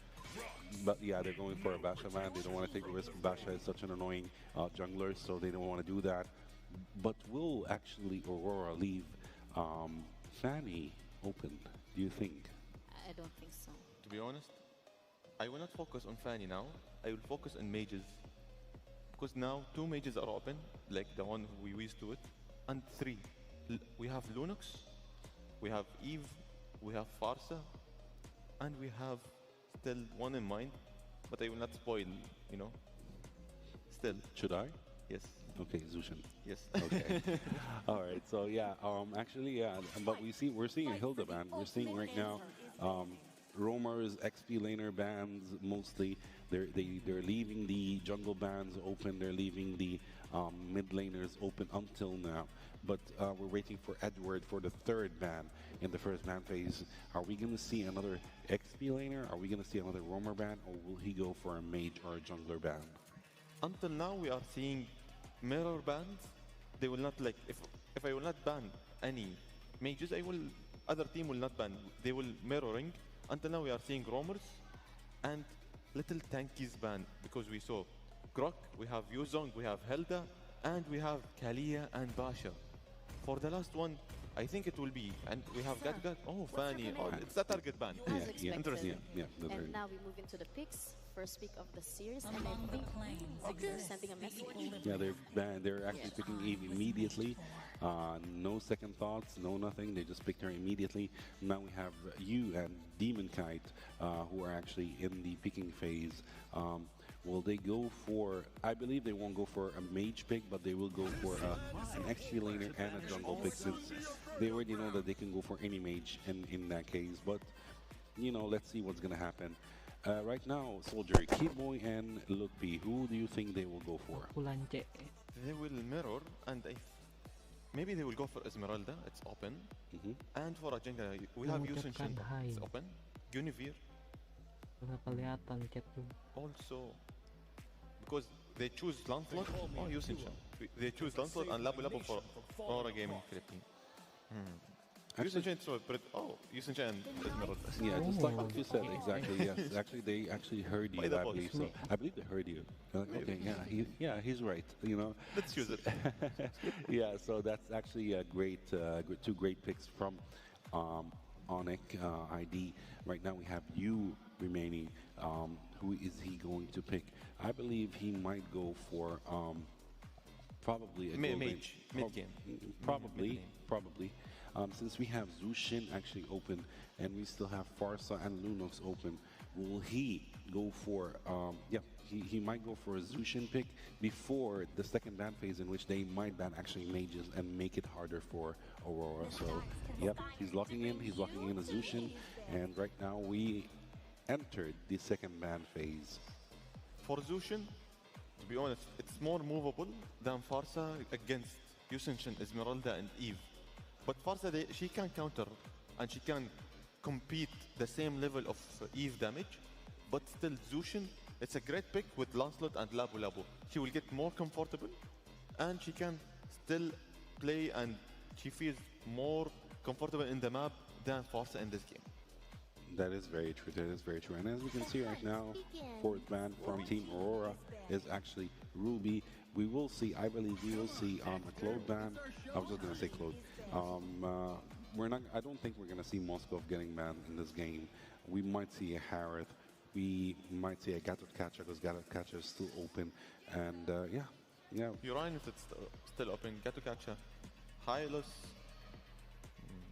Chu, still open. Yeah, but Chow will mostly not get banned. Mostly he doesn't get banned because he can be countered, He can be annoying, yes, but he can be countered in a team fight, especially, since if there is a team fight and they actually gank on him, it's an easy kill for the enemy team. But as I can see, actually, from Onic right now, two of the heroes picked are actually damage dealers. Esmeralda is also a damage dealer, but mostly,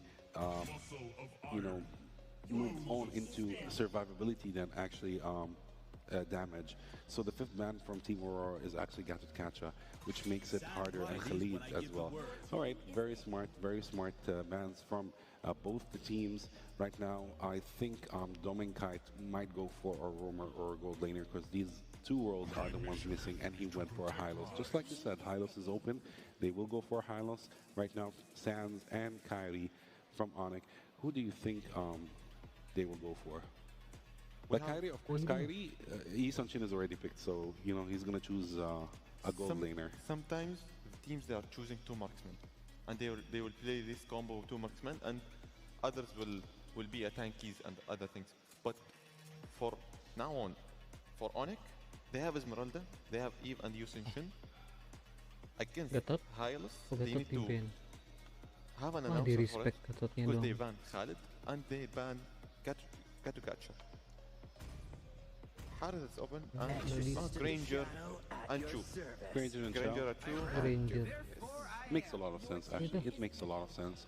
They're taking risks in that, actually. Onic, they're very ballsy of them to go for the Granger pick in the gold lane. Right now, the Aurora actually might go for another fighter if they are kind of like worried about the picks, but they might also go for a gold laner since they have Harith open. So do you think they're going to go for Harith in that case? Harith is a good with Hylos, Lancelot, and Labu Labu and Zushin, because Harith is still open and it can be a perfect with their combo. Because Khalid was perfect for me, but they banned Khalid and they protected because it can continue. Yeah, Harith is the most logical actually pick from Aurora's side.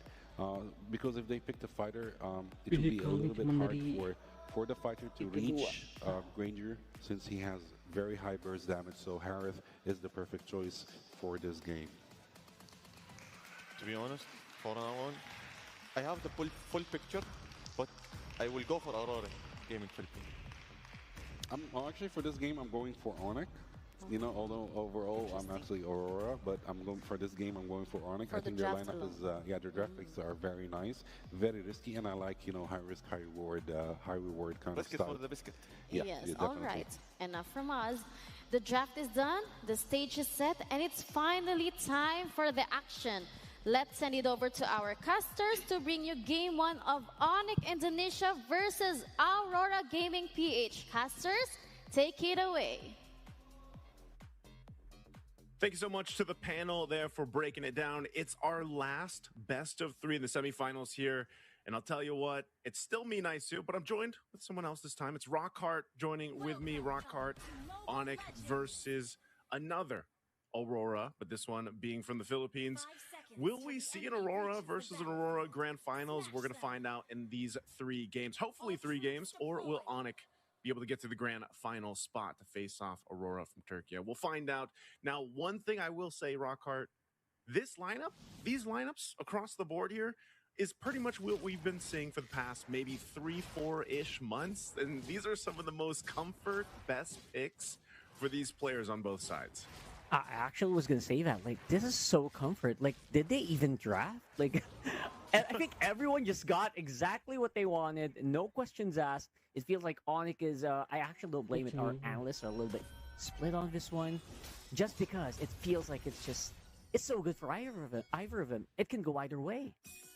Yeah, part of this is, I don't know, if you look at both and what we've seen throughout Games of the Future so far for 2025, it is a whole lot of roam impact, which has always been the case. So if you look at the teams that have had the most, and these are the teams that really is the roam pressure. Like roam, especially the Cho, for example, this is key bowler, and he's got his Cho pick.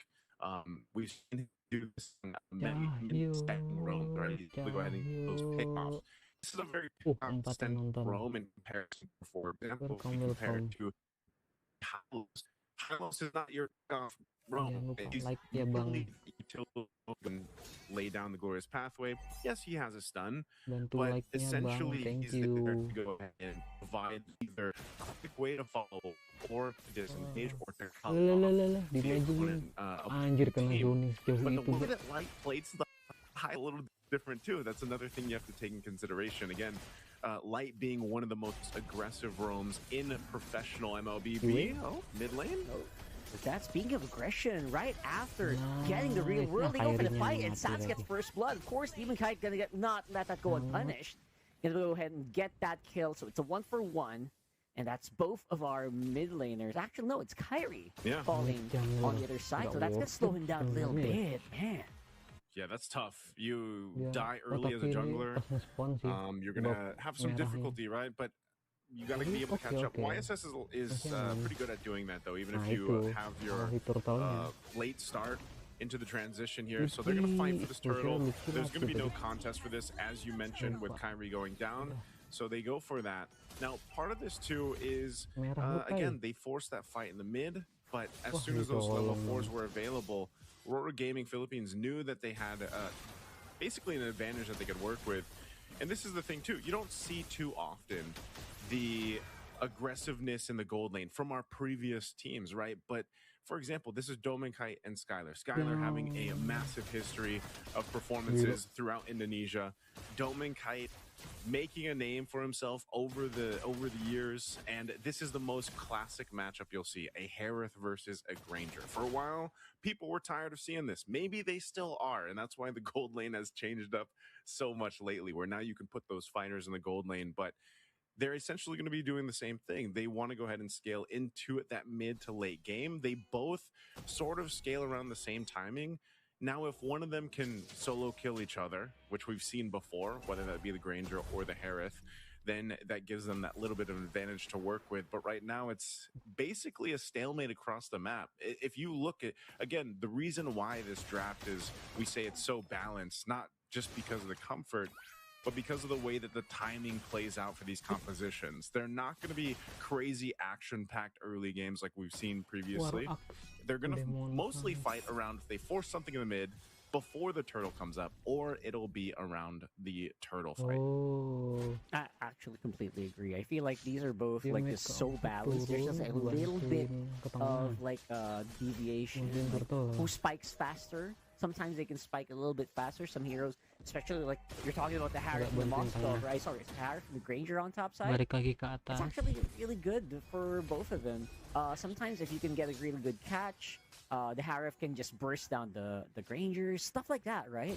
So, yeah, absolutely. It feels like both of these gold laners are actually very heavily affected by the patch, but very happy to play it. Ooh, lots of understrikes being locked in by Onyx. This might be actually a pretty good fight for them. Waduh. See if that's gonna happen. Lutpi. Lutpinya bonyok. Treatment there and gonna get bursted out before even casting anything. Even has the green on his ultimate right now, and that's a second turtle going over to Aurora Gaming here from the Philippines. Instant It's damage. another pickup. Again, objective plus a kill that they can work with. You know, Apa these gara-gara kena being spread geng? out here. Edward? He's gonna get away. Oh, nice Lucky backup. boy with the insurance policy right at the back. It's gonna help you catch up if you're Kyrie. I was gonna say that's essentially what you need to do if you're Onyx, you know. And great catch there for Keyboy to be there on time. Great communication from Onyx to make that play happen. And you know, technically throughout the series that we've seen here, Rockhart for Aurora Gaming Philippines, it's usually Edward getting you know, having trouble in the early game where he's focused on, he might get some early deaths, but he always makes up for it. Like, that's one of the things about why he's called Mr. Consistent and all his other acronyms that he has for his names for him, because he has that potential to be able to do Lutpinya this. kena Lutfi geng. have some trouble here. He's an Esmeralda. He's gonna get Lutfi. dragged. Kabur Lutfi. Has more sustainability now. It's like a 1v2. Oh, off-cam kill. Wah, Cahyonya kena geng juga. Lutfi kalau aduh kagak selamat. Of course, Lutfi is going to be the Emang harus sacrificial lamb for that, di-retrain. but it feels like it's very worth, especially for Onyx. Yeah, see, Onyx is starting to at least find these little wins. These little wins across the map, they're starting to go ahead and shift the momentum, which they need to do. Again, when you lose in the jungle, you lose your jungler early on, I should say. You kind of have to go ahead and cover the other lanes, the other grounds here. They might actually potentially, if they can take the third turtle once it's up, that's the best thing for Onyx, because right now Aurora Gaming is, especially with getting the first tier 1 turret down, maintaining a bit of a lead. Now, this lineup, like I said, for Onyx is essentially still capable of getting that numbers advantage just by playing around Keyboy. And so, hovering around this mid lane, they want to go ahead and clear it. Lights can go in and go for it.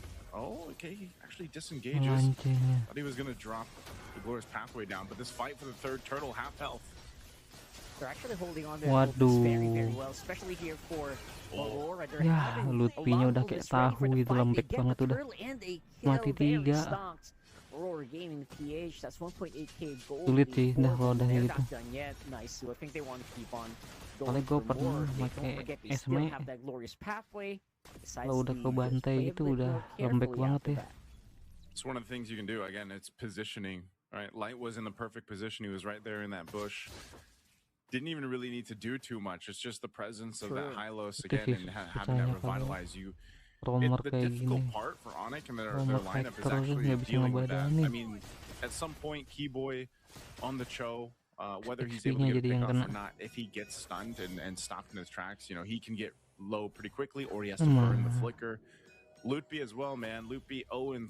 Your Esmeralda usually is the one that's kind of, they would say, you know, Esmeralda's kind of unkillable. She's tough to deal with. But when you have this kind of crowd control offered with this lineup from Aurora Gaming, and then that follow through with the amount of damage early game that a Lancelot provides you to an extent too, in the way they Keyboy. Wow, mahal. Tapi langsung dapat 2 tukernya. Oh enggak. Oh selamat, gokil. Mahal banget itu. Aduh. Tapi masih bisa nge-total situ. Nggak total. It's always the difficult part about being a Cho player. You know, all the Cho players out there know what it's like. You gotta go in, you couldn't do, or set up your kick, and essentially you're kind of sacrificing yourself away, right? You want to go in and get that setup for your team, but you know that it's going to be very difficult to get away, especially if you use the flicker to initiate. But nonetheless, what Onyx has been able to do here, Rockhart, is stay within grounds. Like, it's not anything too crazy of a lead that Aurora Gaming has over Onyx, which puts them in a position that they can actually contest this Lord if they want to. Skylar is going to go ahead and get that turret down, picks up a Sky Piercer as well. So the scaling here on both sides of the gold laners are going to start to show. Sky Piercer 2 for Yue. There's the kick. Okay, there you go. That's what you want to get started here. Light will use the glorious pathway to take out. Edward misses on the leg shakers. Actually, that might force him to go back. Skylar, look at this guy. He's just going bananas. Throwing bullets left, right, and center. Taking down Edward in the process. And now they're pushing Aurora Gaming back. They seem to be the ones who are in control of this Lord Pit. Yeah, they're going to go that. And meanwhile, exactly when he got the Sky Piercer, he gets a kill. So they have positioning here, but I think Aurora Gaming wants to go for this. Oh, yeah, absolutely. Look at Demon Kite throw. 4 throws just to buy a little bit more time, but not going to be enough for him to go for the steal. Kyrie this time has massive control on that that Lord. And they're going to be able to get that one. Going to be great for taking down those turrets on mid and bottom. Get more golds into their pocket. That is the quickest I feel like I've seen a Lancelot get zoned in on and taken out. I mean, it was more so of an attempt to like just go for it for Demon Kite to see if he could potentially get in the position to try to retribution steal that away. But Onyx played that really, really well. They knew that was going to happen and they timed it greatly. So now with this, Lord's pushing up top. Onyx will go ahead and continue to open up the map. They want to get this mid turret down. It's just a couple hits away, and Aurora Gaming are going to have to just give this one up as they prepare for the tier 2s. Keyboy giving information that Demon Kite was getting his orange. Now putting the pressure for the purple. They'll take that away. Now let's see. Aurora Gaming with their backs against the wall. This defense for now. They still have the holy shields and everything else. Still going to be fine, but this is where we have to start to see that time that they built up, and now that this favors for Onyx, can Aurora Gaming get a team fight that they're looking for? So far, you see what's happening here, Rockhart. If Light is the one that gets kicked, it kind of messes things up a little bit. You know, you got to give props to Keyboy for being able to get that target acquisition down. Yeah.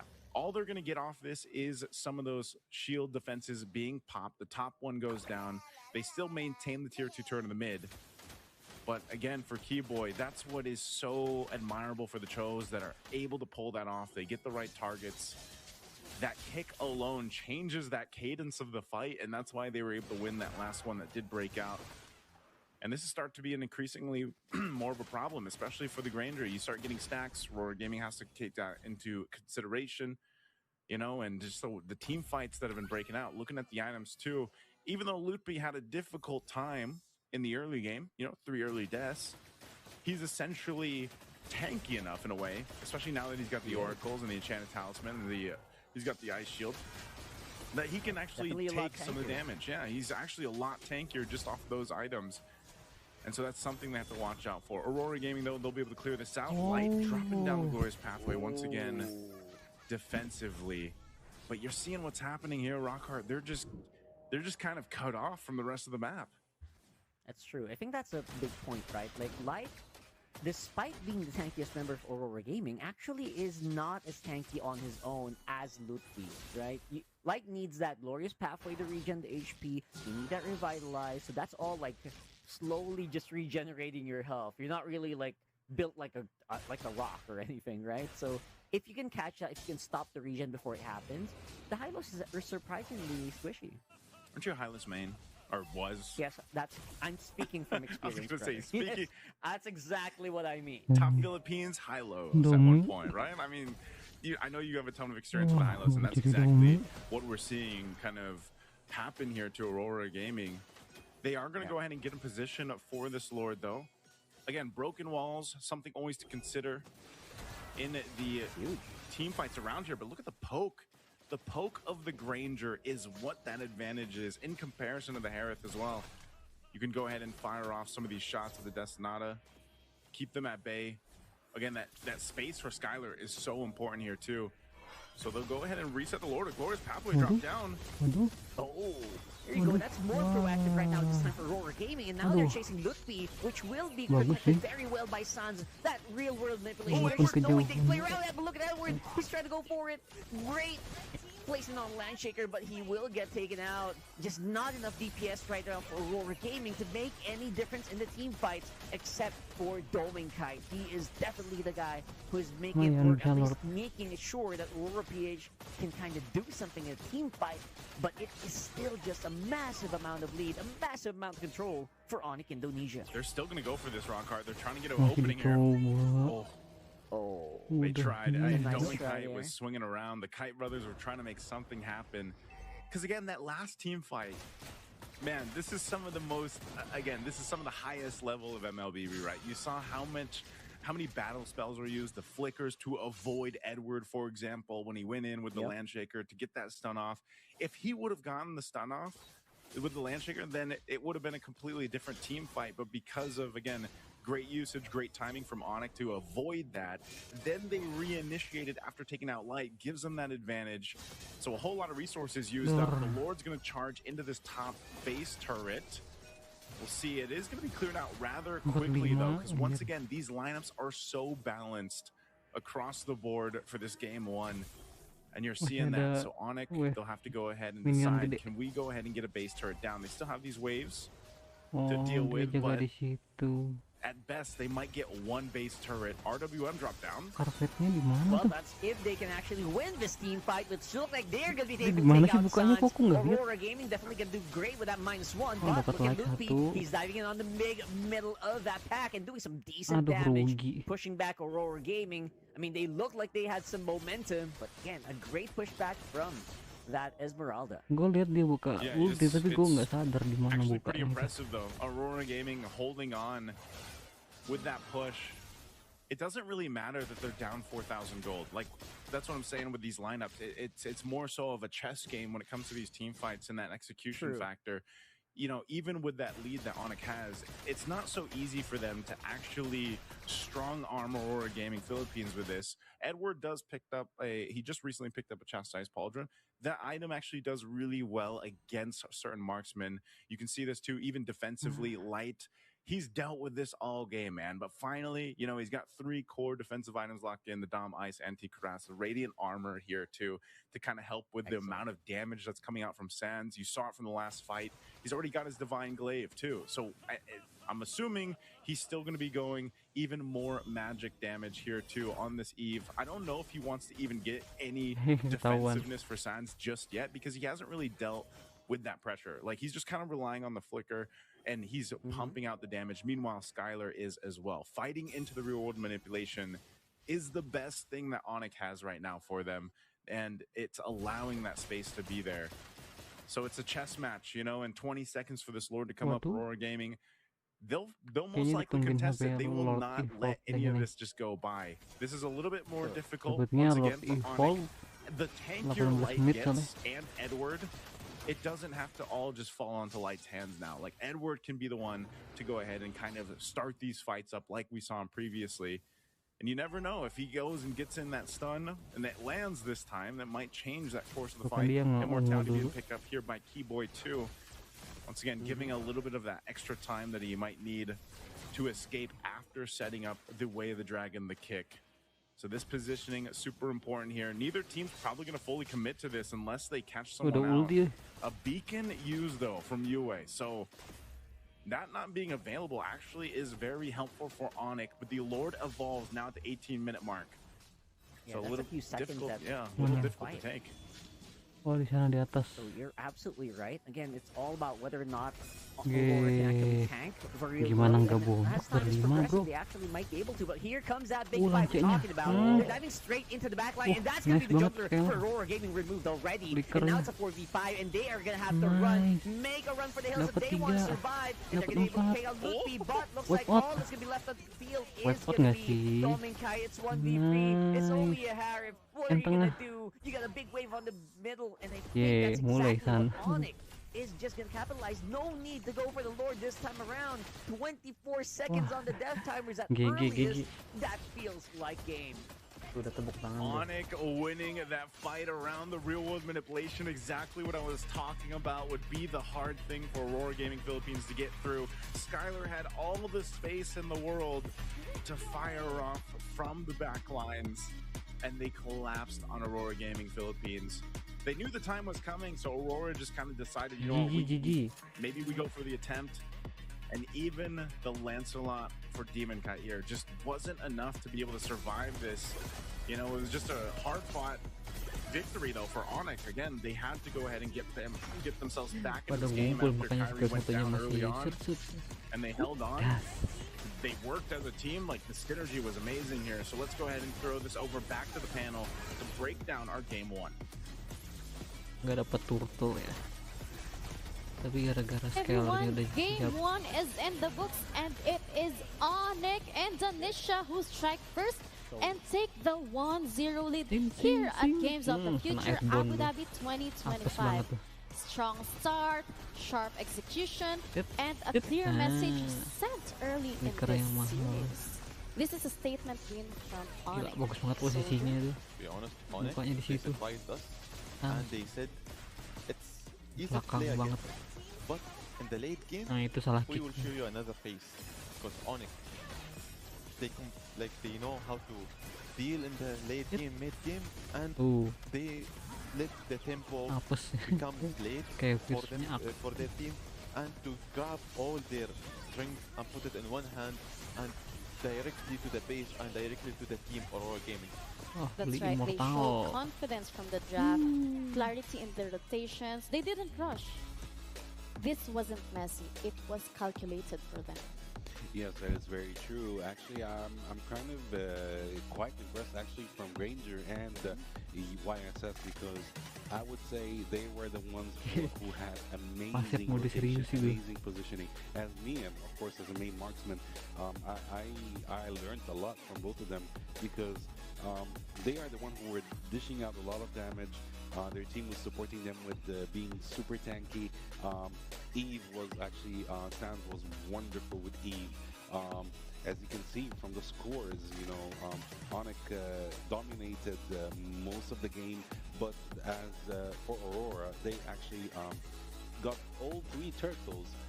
Onyx didn't care about that at all.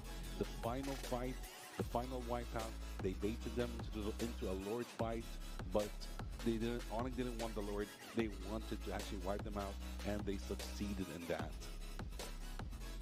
Yes, now the question is, who came up on top of it? It was a team fight, yes, but someone played really well to make Onyx secure the game one.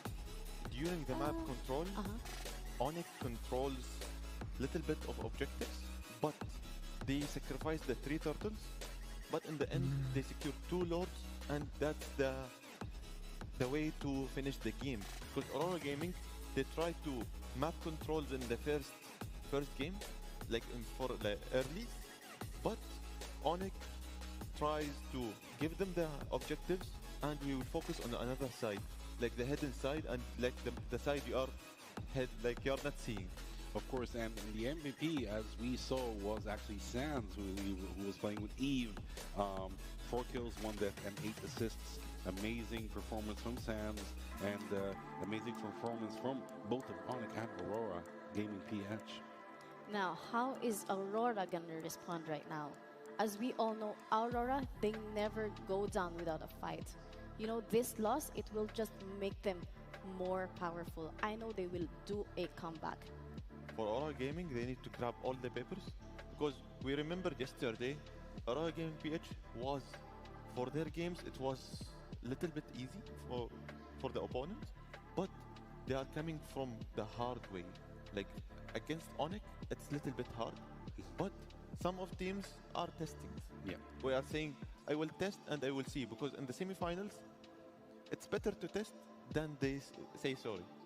Definitely. I believe actually Aurora Gaming PH won't go down easily, and they would actually, I'm expecting a comeback from them on the second match. I don't think this is going to be a clean sweep, to be honest. I know, we've seen this many times before. I mean, a strong start doesn't mean that the game is over. Yeah. We've seen it many times. To be honest, Onyx, we will little bit, I have a sense of clean sweep. But Aurora Gaming, they have some. You have high hopes. They will not let it go for clean sweep. Keep your hopes high, but let's see if you actually succeed this time. Yes, we will be seeing it. We will be seeing it in game 2. No worries. Okay, we'll be coming up for a short break, and when we come back, it's draft for game 2. Abu Dhabi and UAE at the moment seems to be the epicenter of autonomous robotics and many other activities.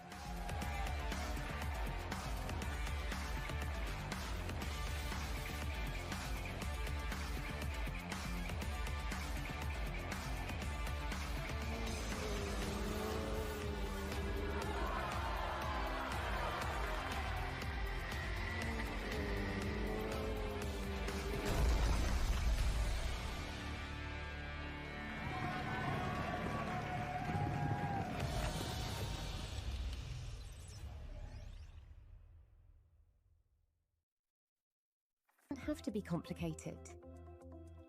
At Solutions Plus, we provide a tailored combination of consulting, business process outsourcing, and technology solutions, from digital to finance, procurement, HR, ESG, and integrated facilities management. We take care of it all, letting you focus on success. Partner with Solutions Plus and take your business to the next level.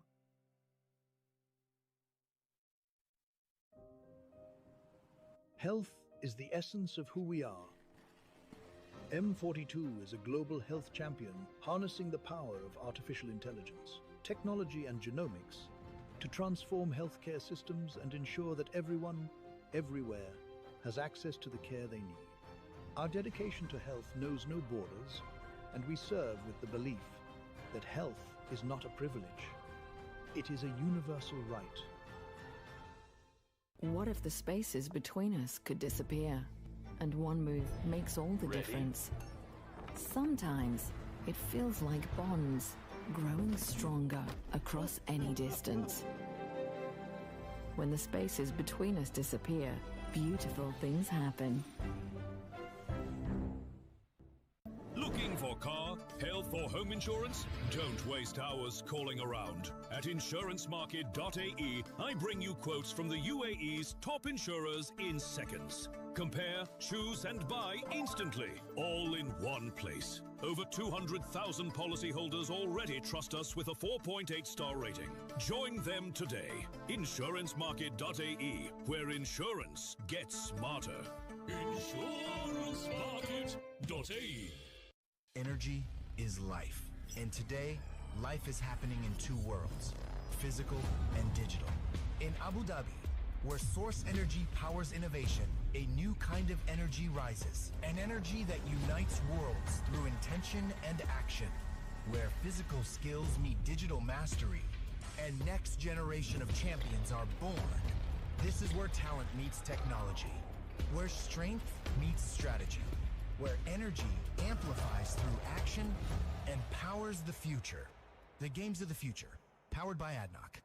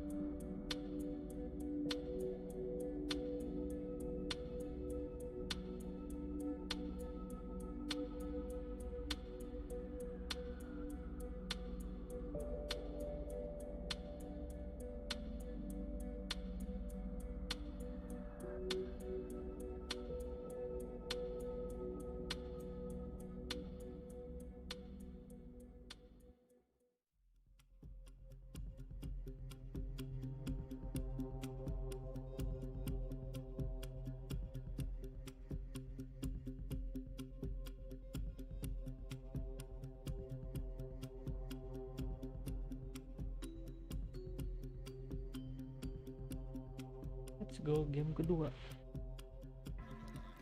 All right, everyone, we're heading straight back into the fire. Game 2 draft has now started and the pressure has officially arrived. Onyx Indonesia hold the 1-0 lead in this series. One more win and they have their ticket straight to the grand finals. But standing in the way, of course, we have Aurora Gaming PH. This is the response moment. This is where legacies are tested. Okay, let's go straight to the desk. Banik already started. Adham. Yep. As the first picks, Fanny, Yusin Shin, target bands, like two junglers. Yeah, They're two banning. target bands. But Onyx, they have another thing. Grok, removed, and the other one. Zushin, yes. Interesting. Zushin is actually banned, two target bans from Aurora and two meta bans from Onyx. This is going to be very interesting. Who are we going to see Kairi play with? Is he gonna... Are they gonna keep Basha open? Because I can see Basha is still open actually. And Yuzong is banned right now. And the last ban from Onyx might be another fighter or a Roma. Zushin out, Yuzong. Still Basha open. Yeah. Still Onslaught open. You have Guinevere, Harith. There is a lot of things open, but until now, for the first phase of the bans, Among the planes exists. Actually expected Eve as a ban because then Lancelot is open right now and Basha is open right now. Who is Aurora going to pick? That is the question right now because these two junglers are top meta junglers. ISS-nya langsung di-respect. They are stuck in a situation right now, Aurora, because they need to sacrifice one of the picks. until now, they sacrificed Eve pick for Onyx. Like Onyx, they ban Eve, but I think they will go for another one. They have Lunux, they have Farsa. It's still open. Yeah, but still, now we're in the pick phase, so they picked Lancelot.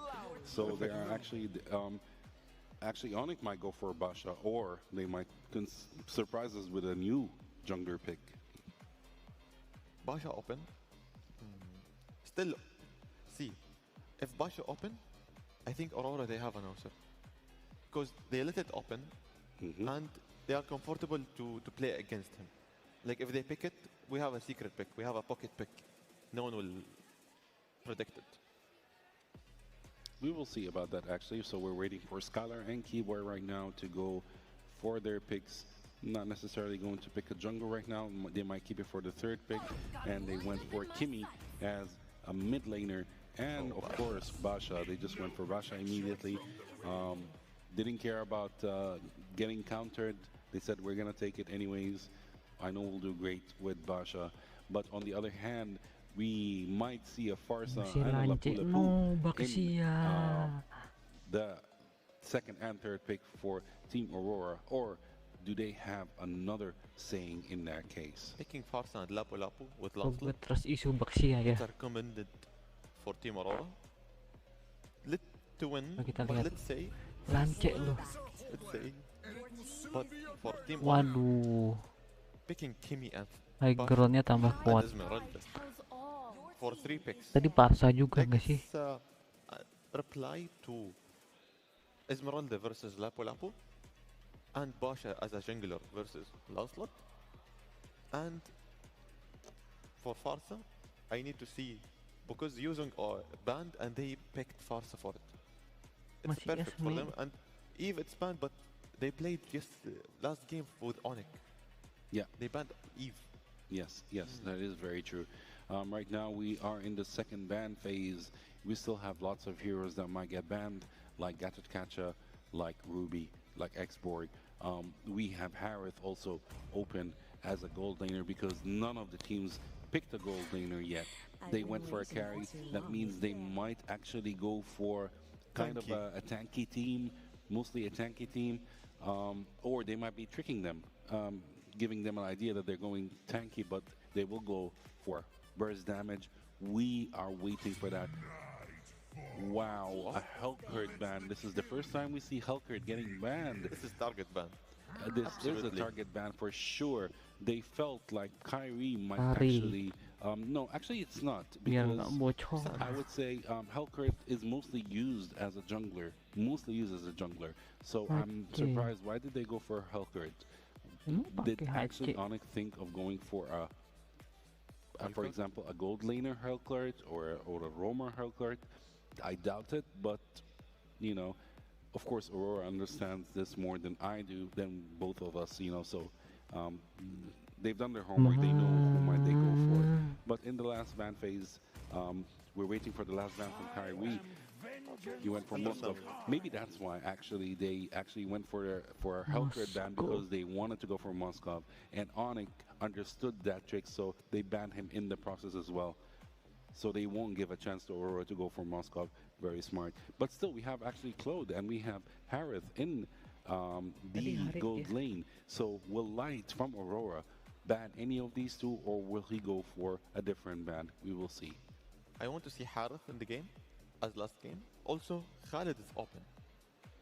But as a Moskov, it's getting banned. Aurora have a less chance, but still, I want to see from Cloyd is it's banned, the last ban for the blue side. For the red side, I want to see Sans and Carry, because they bind Carry, and they will go for a tanky build, a tanky team, and Aurora they will have the counter for this. They are ready to it. We might actually see a Terizla in that game. We might see a physical damage hero, because, you know, it won't make any sense for Onyx to go for a Harith pick, because that's 4 magical damage, and that's a lot of magical damage for a single team. I don't think they're going to do that. They're going to go for a physical hero. Ranger is such a great pick, of course, for a gold laner. We are still waiting for a roamer. It might be, who do you think might be a roamer? Chow? Did we go for the easy Chow? Yeah.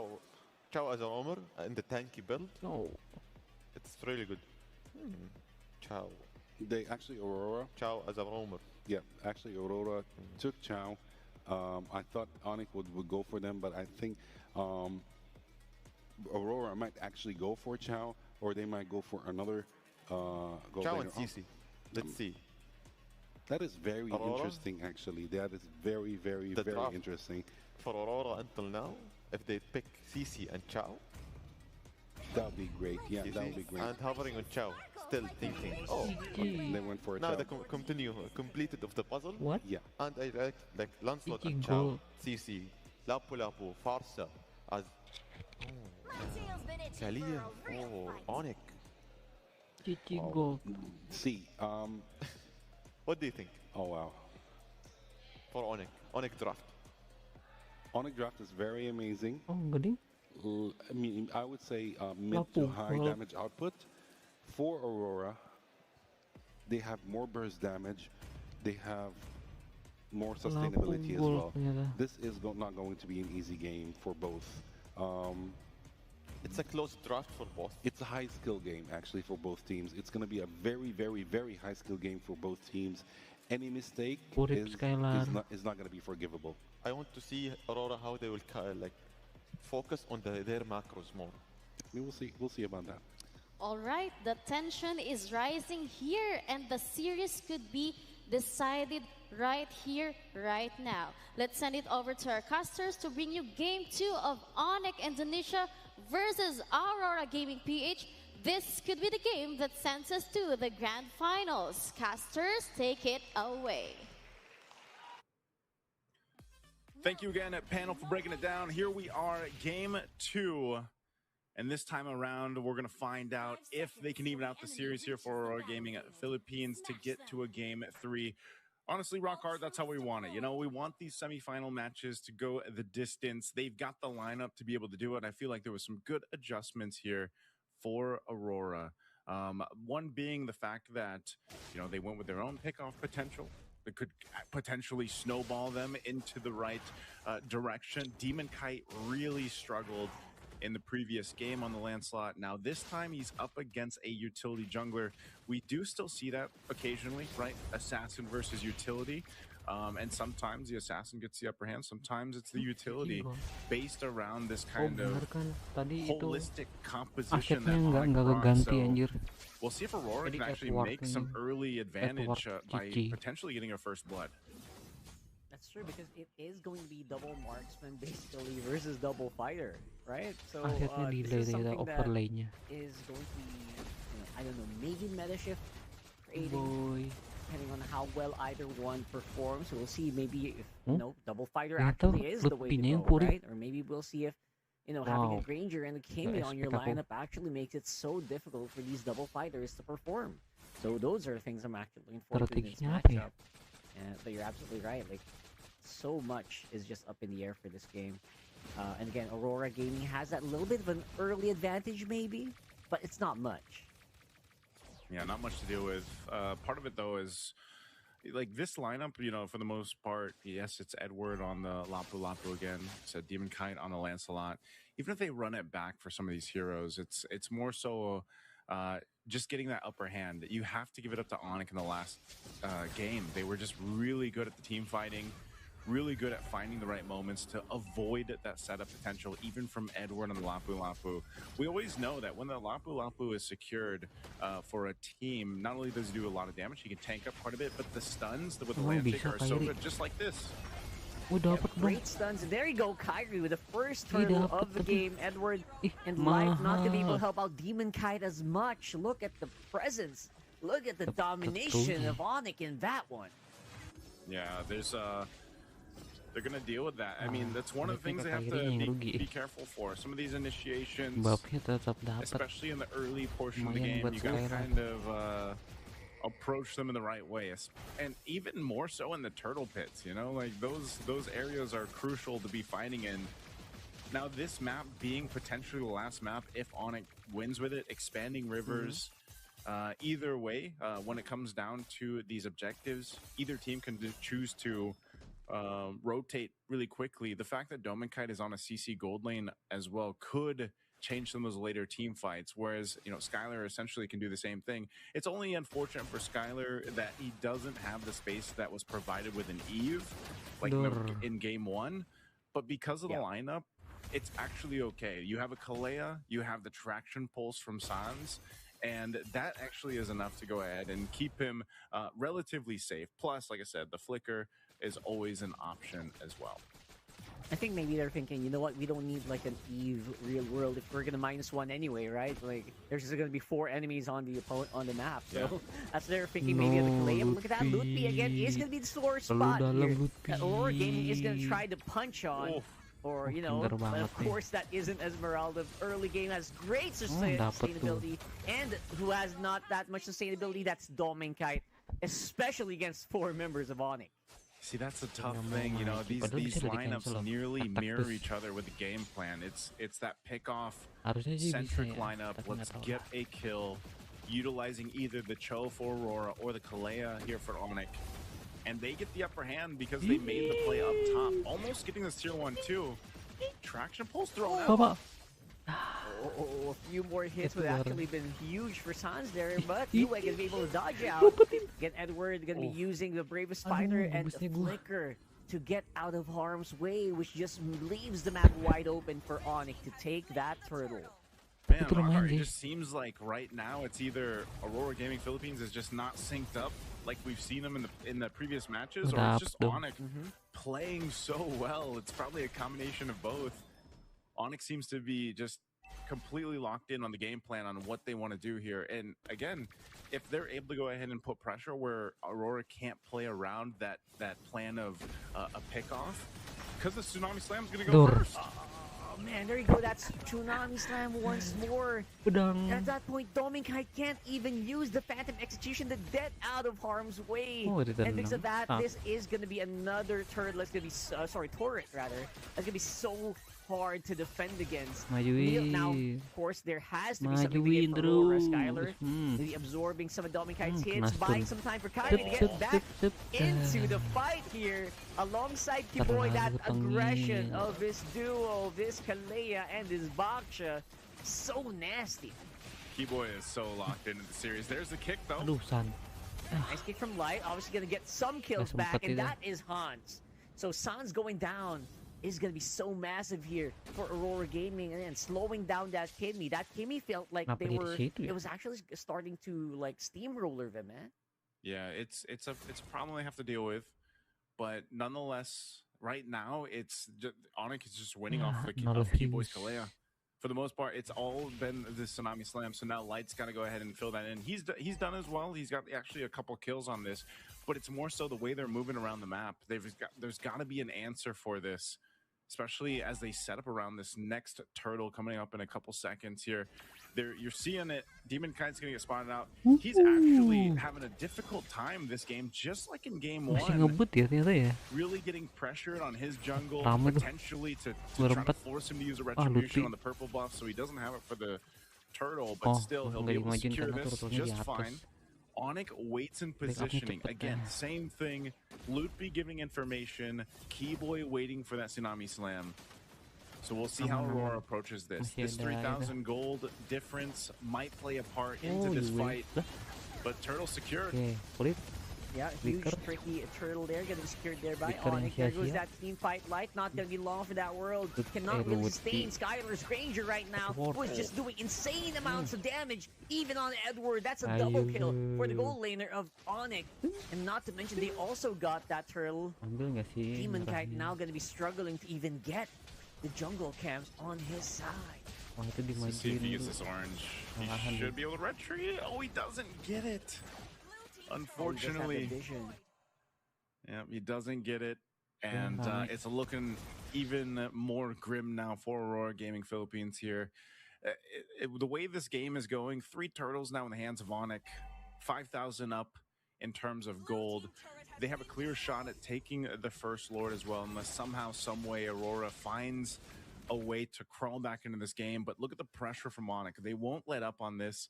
And it's, you know, it's a stark difference, at least for the Esmeralda this time, when you see the Esmeralda struggle, but when you see it shine like this, and you're able to go ahead, you know, you're deathless, you provide information, a Tsunami Slam again. Oh man, that's a huge Tsunami Slam here, of course. Yue gonna be able to at least answer with the feathered airstrike. That front line is starting to demolish and diminish on its health. That's Kiboy going down though. Demon Kites are doing some really good mechanics, but the rest of Onyx are still inside the front lines. They're not really going back quite yet, but it is gonna be -1. Kiboy's aggression removed from the map might leave an opening for Aurora to make something happen here. That pickoff is great. At least they get a kill. You know, it was a fight that was started off the Tsunami Slam.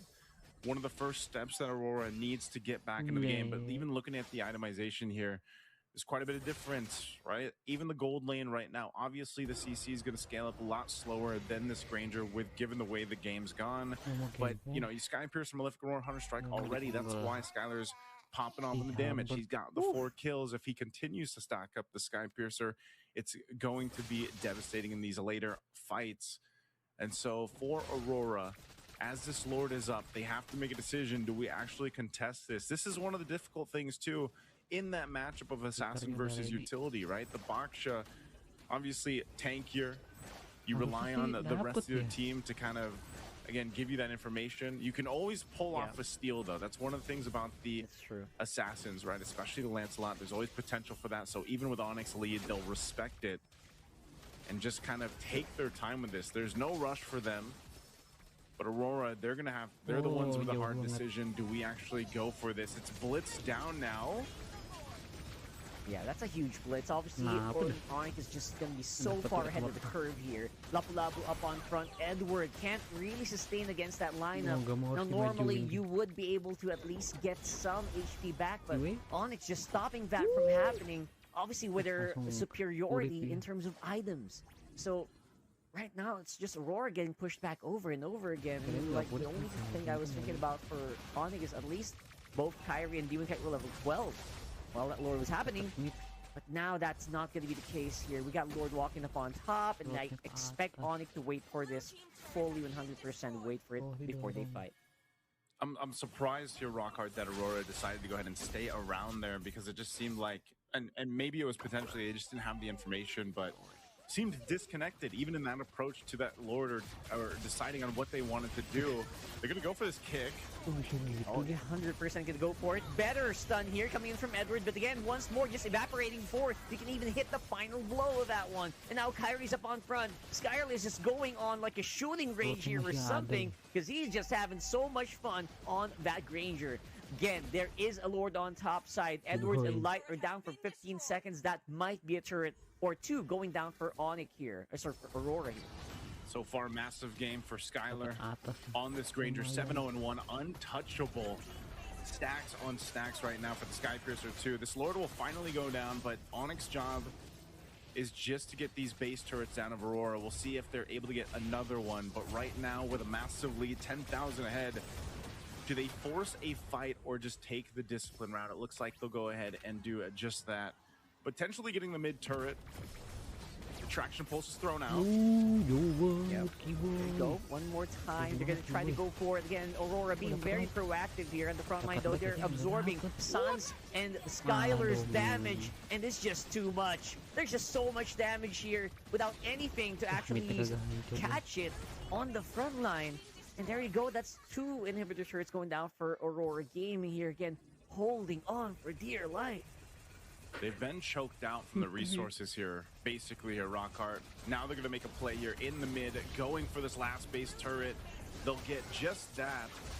But with Dominkite coming back up, it looks like they're just going to go ahead and get back here. Lutby has been a nuisance this whole time. He has been the scout for Onyx, giving all the information that they need on how they approach these fights. Again, this is what Esmeralda does so well. And, you know, in this case, I don't know, Rockhart, it just seems like the lineup, the composition for Aurora just isn't serving that purpose that they wanted to. Even so, you know, Dominkite picks up a brute force. You're seeing how fair. I mean, this was probably some of the cleanest that we've seen them play, at least here for the Games of the Future. And it was just very one-sided. This one was completely their game, their control. Skylar unstoppable, man. Unkillable. Stacks on the Skypiercer. And it's just, you know, it's tough to see for Aurora Gaming Philippines. There was really not many opportunities for them to get back into that game. And that could have been a combination of the composition they had, but it just seemed like there was some disconnection there, you know, as a whole. So that's going to be it for them in the Games of Future, though. Aurora Gaming, we won't have an Aurora versus Aurora Grand Finals, but they still will have their third place decider match that we'll be having tomorrow before the Grand Finals. But as you see, Onyx going over the sportsmanship, we're going to be throwing it over on stage to hear from Onyx Esports from Indonesia. Once again, amazing match. That's it for us. Let's go ahead and throw it on stage. 2025 Abu Dhabi. One more time. Give it up to your winning team, Onyx. Wow. You guys have put on. Come on, Kyrie. Come on. Kyrie is definitely a fan favorite. Everybody loves you over here in Abu Dhabi. How do you feel like, you know, traveling overseas to come to Abu Dhabi and knowing that you have fans over here, Kyrie? I feel so grateful that a lot of Filipinos here in Abu Dhabi is fans of me. And yeah, it just feels nice. Listen, and this is not just a question for you, a question for everybody. Did you guys know or expect that you're going to come out of this match with a clean 2-0 win? You can ask Kyler. Did you expect that you guys are going to take on 2 back-to-back wins? No, I think we just lucky. Just lucky. All right, now listen, since I have you right here, what's the plan now? Tomorrow is the big final. You guys are no strangers to final. What can we expect from you guys? What's the plan now for the finals? You can answer in Filipino. It's fine. You have a lot of Filipino fans here. No, I'm from Indonesia. Oh, okay. In your language. For apa kay? Lu translate aja. Mungkin persiapan kita untuk besok yang lawan Aurora Turki kita bakal kasih yang terbaik dan semoga ya kita menangkan juga lah besok di grand final. Amazing. Well, listen, I'm not going to keep you guys here for too long. Once again, give it up to your winning team, Onyx! Good luck, guys. We'll see you tomorrow, the finals of the MLBB tournament. Good luck.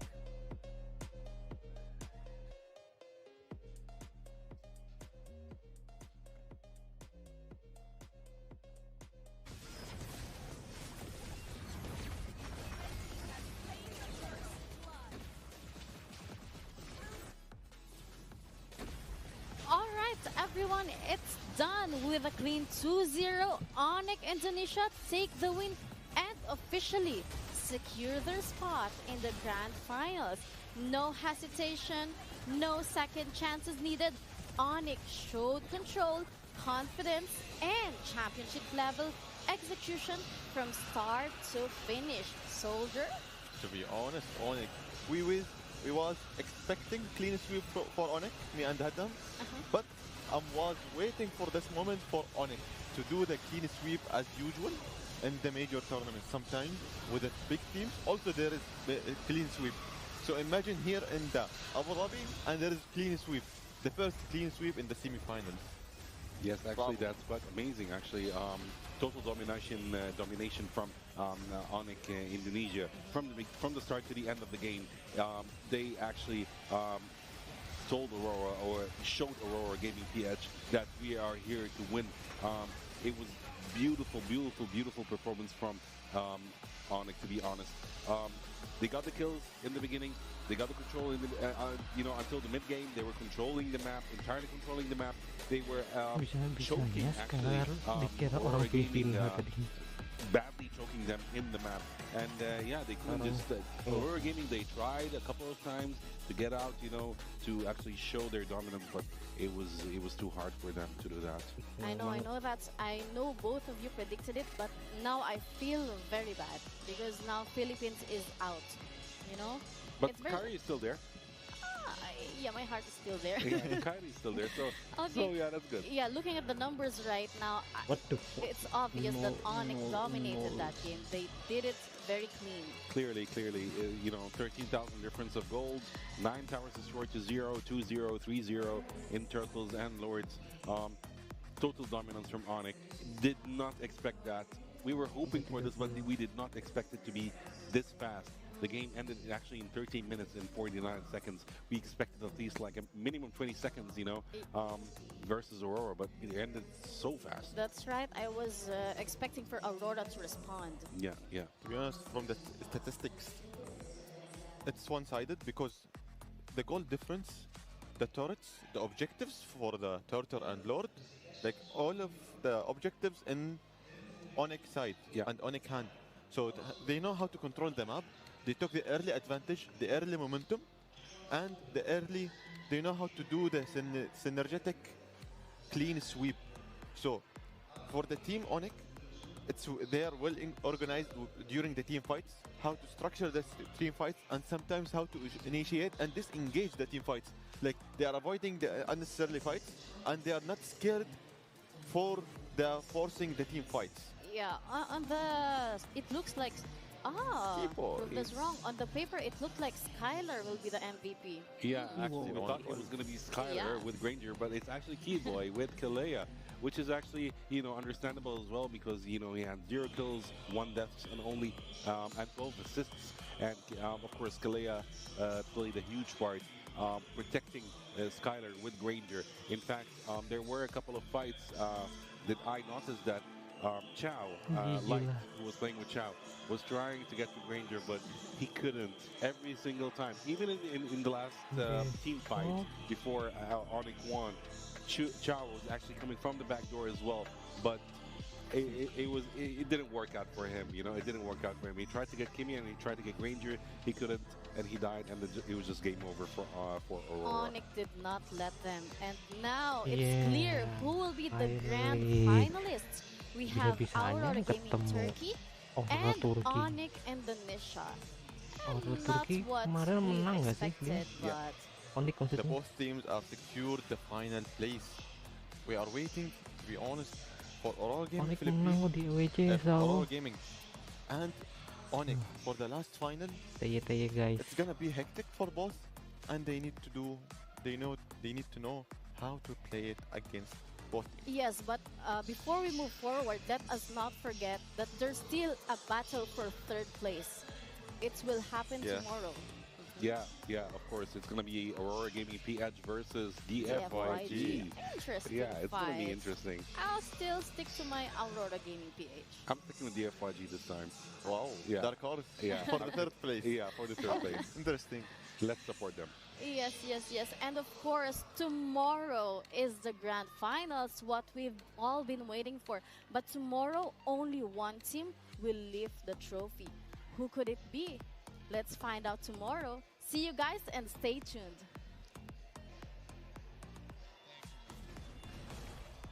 Makanya udah kelar. Stay tune apaan? Thank you guys.